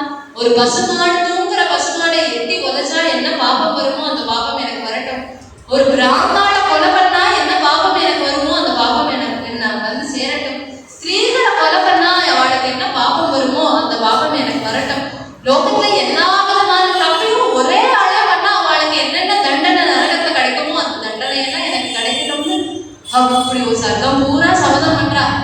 உடனே கௌசல்யா பார்த்தாலா, என் கண்ணா நான் ஏதோ கோச்சுட்டேன்னு தப்பா நினைச்சுக்காதப்பா, எனக்கும் மனசுல இருக்கக்கூடிய கேதத்தினால கோச்சுட்டேன்னு. அன்றைய நாள் ராத்திரி திடீர்னு பரதன் எழுந்தது கத்துறான், அப்பா எழுந்தது வாங்கோ, நாம போய் அண்ணாவை கூட்டிட்டு வரலாங்கிறான். திடீர்னு புரண்டு அழறான், அப்பா என்னை விட்டுட்டு போயிட்டே அப்படின்னு அழறான். பரதனை சமாளிக்க முடியல. ஒரு பக்கம் கௌசல்யா பரதனை மடியில போட்டுட்டு சத்ருக்னனை சுமித்ரா தேவி மடியில போட்டுட்டு அப்படி கொச்சின்னு இருக்காளாம். அப்படியே அன்றைய நாள் ராத்திரி போக அடுத்த நாள் தசரதற்கு என்னென்ன சம்ஸ்காரம் பண்ணணுமோ அதெல்லாம் யதோக்தமா பண்ணி 13 நாட்கள் முடிஞ்சு சுபஸ்வீகாரம் ஆன பிறகு அடுத்த ராஜா யாரு அப்படின்னு மறுபடியும் ஒரு டிஸ்கஷன் வருது இல்லையா. வசிஷ்டர் சொன்னார், அப்பா நானே உனக்கு ராஜ்யாபிஷேகம் பண்ணி வச்சுடுறேன்னு. உடனே பரதன் சொன்னா, ஏன் குருநாதா இவாள்லாம் என்னை புரிஞ்சுக்கல, நீங்களுமா என்னை புரிஞ்சுக்கல. நான் அண்ணாவனுடைய ராஜ்யம் எனக்கு நான் எப்படி ஏத்துப்பேன், இது எனக்கு தகுமா, எனக்கு ராஜ்யம்லாம் வேண்டாம், நாம அண்ணாவை தேடிட்டு போவோம் அப்படின்னு அயோத்தியிலேருந்து பரதன் கிளம்புறத இந்த அயோத்தி ஜனங்கள் பார்த்துட்டு, இதுதானே அன்னைக்கு ராமர் சொன்னார் உங்களுக்கு ஏத்த தலைவன் பரதன் அப்படின்னு அயோத்தி ஜனங்களாவும் பரதனோட சேர்ந்து கிளம்பி எல்லாருமா காட்டுக்கு வந்தா குஹனை பார்க்கறா. குஹனுக்கும் முதல்ல மனசுல ஒரு சந்தேகம் வந்து அதுக்கப்புறம் பரதனுடைய அப்பேற்பட்ட உள்ள புரிஞ்ச உடனே பரதன் கேட்கிறான்னா, எங்க அண்ணா இருந்த இடத்தெல்லாம் காண்பீங்கோல அப்படின்னு. உடனே குஹனதெல்லாம் பத்திரமா பாதுகாத்துட்டு இருக்கானா. ஏன்னா ஒரு க்ஷணம் இருந்தாலும் ராமர் இருந்த இடம் இல்லையா. இந்த தர்பையெல்லாம் தெரிச்சிருக்கேப்பா, இந்த புல்தரையில தான் ராமர் படுத்துட்டார் அப்படின்னு. உடனே ராமருடைய சரணம் அதுல பதிஞ்சிருக்கான், அந்த மண்ணுல கட்டிட்டு அழுதான் பரதன். அண்ணா எந்த ஒரு 15 மெத்தையில நீங்க படுத்துவே, நீங்க போய் இப்படி குத்தர புல்தரையில படுத்துட்டேடா, நீங்க இங்க உட்காந்துட்டேடா அங்க உட்காந்துட்டேடா அப்படின்னு கதர்தான் அழகான். அடுத்து அங்கேயிருந்து அவன் அழைச்சிட்டு பரத்வாஜர் ஆசிரமத்துக்கு வந்தா பரத்வாஜரும் இதே கேள்வி கேட்கிறாரு, ஏப்பா ஏதோ ராமன் கொஞ்சம் சௌக்கியமா இருக்கான், அவனை ஏன் இங்கேயும் வந்து கெடுக்கிறதுக்கு வந்துட்டேன் அப்படின்னு. உடனே பரதன் கேட்கிறான்னா, இவாளா என்ன புரிஞ்சுக்கல, நீங்க முக்காலமும் அறிஞ்ச முனிவர், நீங்க என்ன இப்படி நினைச்சுக்கலாமா, நான் எப்படியா நினைப்பேன் அப்படின்னு. உடனே பார்த்தா இன்னைக்கு ஒரு நாளைக்கு இங்க விஸ்ராந்தி எடுத்து போவா அப்படின்னு எல்லா ஏற்பாடும் பண்றானாம். தேவதா ஸ்திரீகள்லாம் வந்து எல்லாருக்கும் எல்லா விதமான கைங்கரியங்களும் பண்றான். புது புது வஸ்திரங்கள்லாம் கொடுக்குறா, நல்லா பட்சபக்ஷ பரமான்னம் பரிமாறுறா. இதுல எல்லாம் சந்தோஷப்படுவான்னா என்ன பரதனுக்குன்னு ஒரு பெரிய மாளிகை, அதுல ஒரு பெரிய சிம்மாசனம் போட்டிருக்கு. பரதன் என்ன பண்ணான் அப்படின்னா அங்க இருக்கக்கூடிய சாமரத்தை எடுத்துட்டு போய் அந்த சிம்மாசனத்துக்கு வீசிட்டு இருந்தானா. பரத்வாஜர் பார்த்துட்டு என்னவா பண்ற அப்படின்னா, இல்ல சுவாமி எங்க அண்ணா இங்க உட்கார்ந்து இருக்கார் ராஜாவா, அவருக்கு நான் சந்திரசாமராதி உபச்சாரம் பண்றேன்னு. உடனே அவனுடைய உள்ளம் புரிஞ்சுது. அடுத்த நாளைக்கு எழுந்துட்ட உடனே அனுஷ்டானங்கள்லாம் முடிச்சுட்டு ஓடி வந்து, சுவாமி எங்க அண்ணா எங்க இருக்கா, உங்க அண்ணாவாப்பா, அது உங்க தெரியறது பத்தியா சித்திரக்கூட்டம், அந்த சித்திரக்கூட்டத்துல இருக்கா அப்படின்னு. உடனே ஓடுறான் பரதன். பார்த்தா இங்க பின்னாடி இத்தனை கூட்டம் இருக்கு, இவா எல்லாரையும் இழுத்துட்டு போகணும் அப்படின்னா ரொம்ப லேட்டா வேணும். சத்ருக்னா நீ வா, நானும் நீயும் போவோம், இவ பின்னாடி வருவா அப்படின்னு அங்கேருந்து ஓடி வந்து ராமரை பார்க்கணும்னு வரான். இந்த சத்தங்கள் எல்லாம் கேட்டு லட்சுமணர் மரத்து மேல ஏறி நின்றுட்டு பாக்குறான். பரதன் சர்வ சைன்யத்தை அழைச்சிட்டு வந்துட்டான் அப்படின்னு. உடனே ரொம்ப கோபம் வந்து, அண்ணா நான் இவன் கோதண்ட எடுத்துட்டு போறேன்னா, நான் இவன் வில்ல எடுத்துட்டு போறேன், இந்த பரதன் உங்களோட இங்கேயும் உங்களை வாழ விடாம உங்களோட சண்டை கொடுத்துட்டு வந்திருக்கான், இவன் என்ன பண்ற பாருமோ அவன் பிராணனை உருக்கிட்டு வரேன் அப்படின்னு. உடனே ராமர், முதல்ல மரத்துலேருந்து கீழே இறங்குப்பா, நீ மரத்து மேலே நின்றுட்டு தொன்னு குதிக்கிறேன், கீழே இறங்குப்பா அப்படின்னா. உடனே கீழே தொப்புன்னு குதிச்சா லட்சுமண சுவாமி. ராமர் உடனே கேட்டாரா, ஏப்பா நான் வேணா பரதன் நம்மளோட கூட பிறந்தவன் தானே, அவன் மேல நீ இப்படி ஒரு வஞ்சனையை காண்பிக்கலாமா, பரதன் இப்ப வரான் இல்லையா, நான் என்ன சொல்றேன் பரதா, நீ ராஜ்யத்தை லட்சுமணன் கிட்ட கொடுத்துடும், நீ என்னோட இருந்து கைங்கரியம் பண்ணுவா அப்படின்னு சொல்லிடுறேன். பரதன் உனக்கு ராஜ்யத்துலதான் ஆசை அப்படின்னா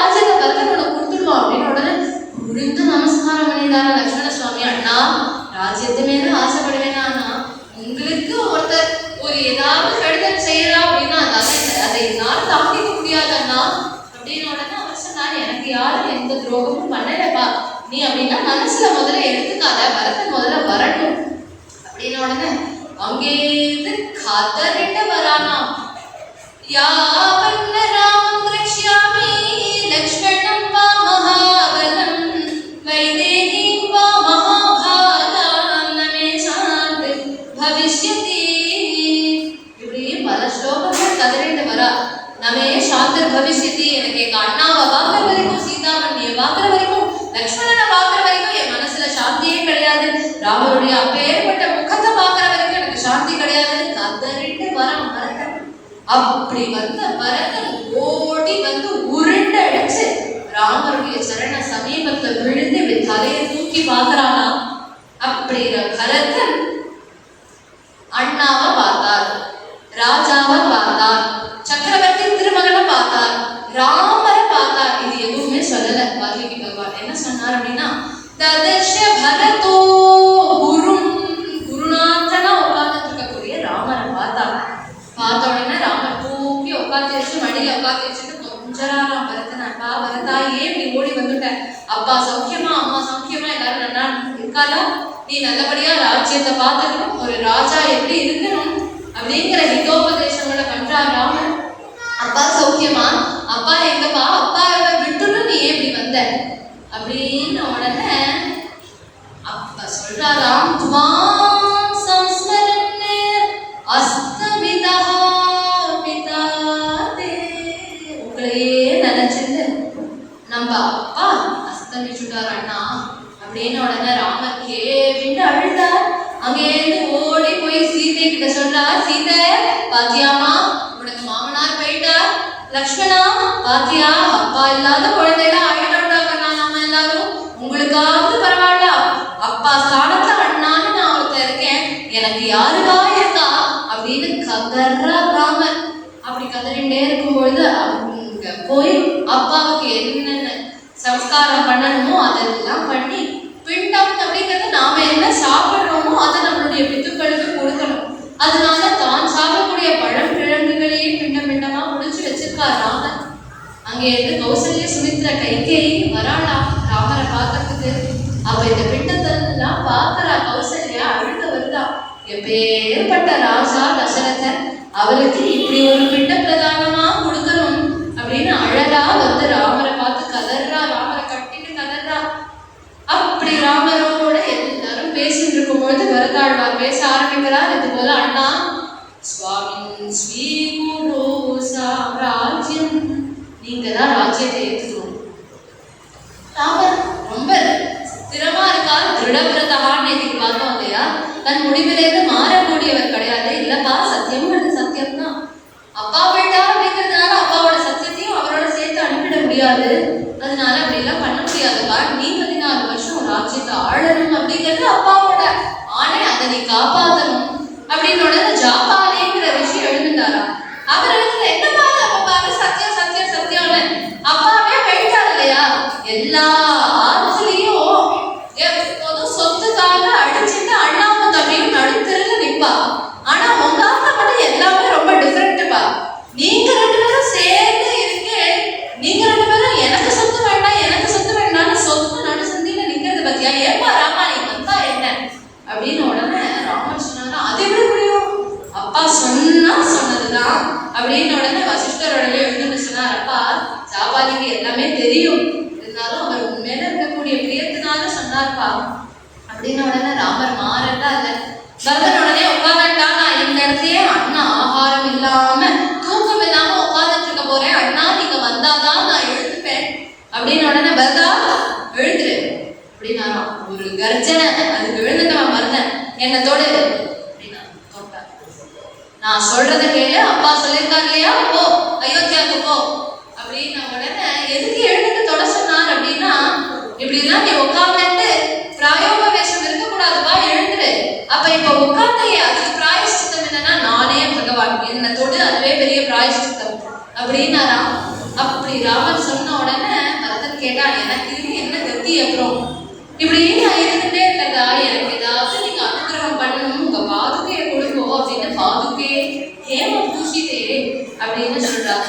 அதிரோகாய வாதாவ்யா பாதுகே ஹேம பூஷிதே. அந்த பாதுகை ஒண்ணு போதும் சர்வலோகத்தையும் ஆடறதுக்கு அப்படின்னு தங்க பாதுகையை கொடுத்து தன்னுடைய சிரஸ்ல ஏத்தினானோ இல்லையோ பரதன் நிலை எப்படி ஆயிடுதுன்னா, நிம்மதியடைந்தே உலகம் மறந்தே ஆனந்தம் காலடைந்தே நானே நிம்மதியடைந்தே. சத்குரு பாதுகை ஜனமே பட்ட பொழுதுதானே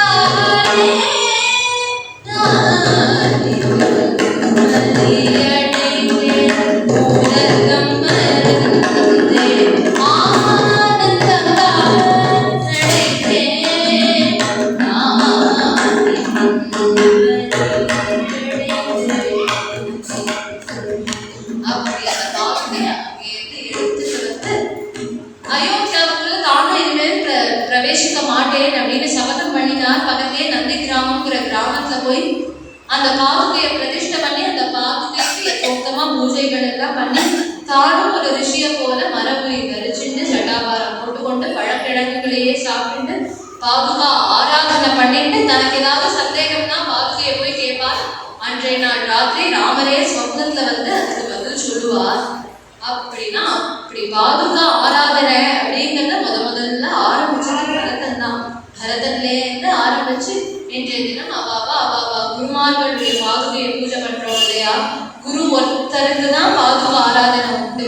ஏன் பகவானுக்கே பாதுகா ஆராதனை அப்படிங்கிறது கிடையாது. ததர்ஷ பரதோ குரு, குருவா இருக்கிறதுனால குருவான ராமருடைய அப்பேற்பட்ட ஸ்ரீ பாதுகைகளுக்கு பரதன் பட்டாபிஷேகம் பண்ணி சத்ரசாமராஜ உபசாரங்கள் பண்ணி பாதுகையை உபாசனை பண்ணிட்டு ராஜ்யத்தை நடத்திட்டு இருந்தான்.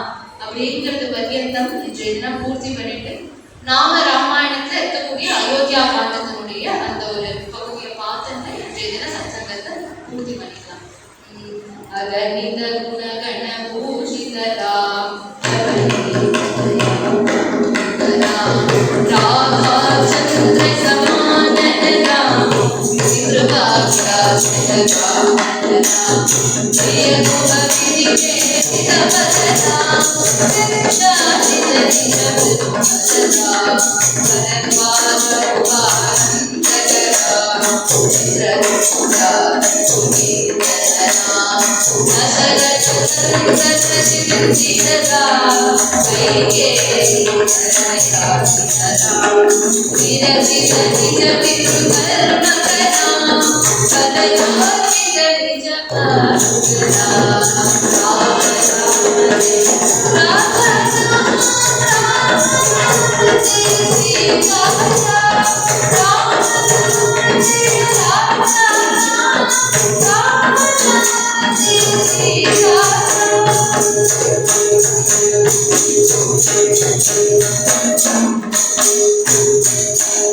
மேற்கொண்டு நாளைய தினம் வனவாசம், ஜடாயு மோட்சம், சுக்ரீவ பட்டாபிஷேகம்.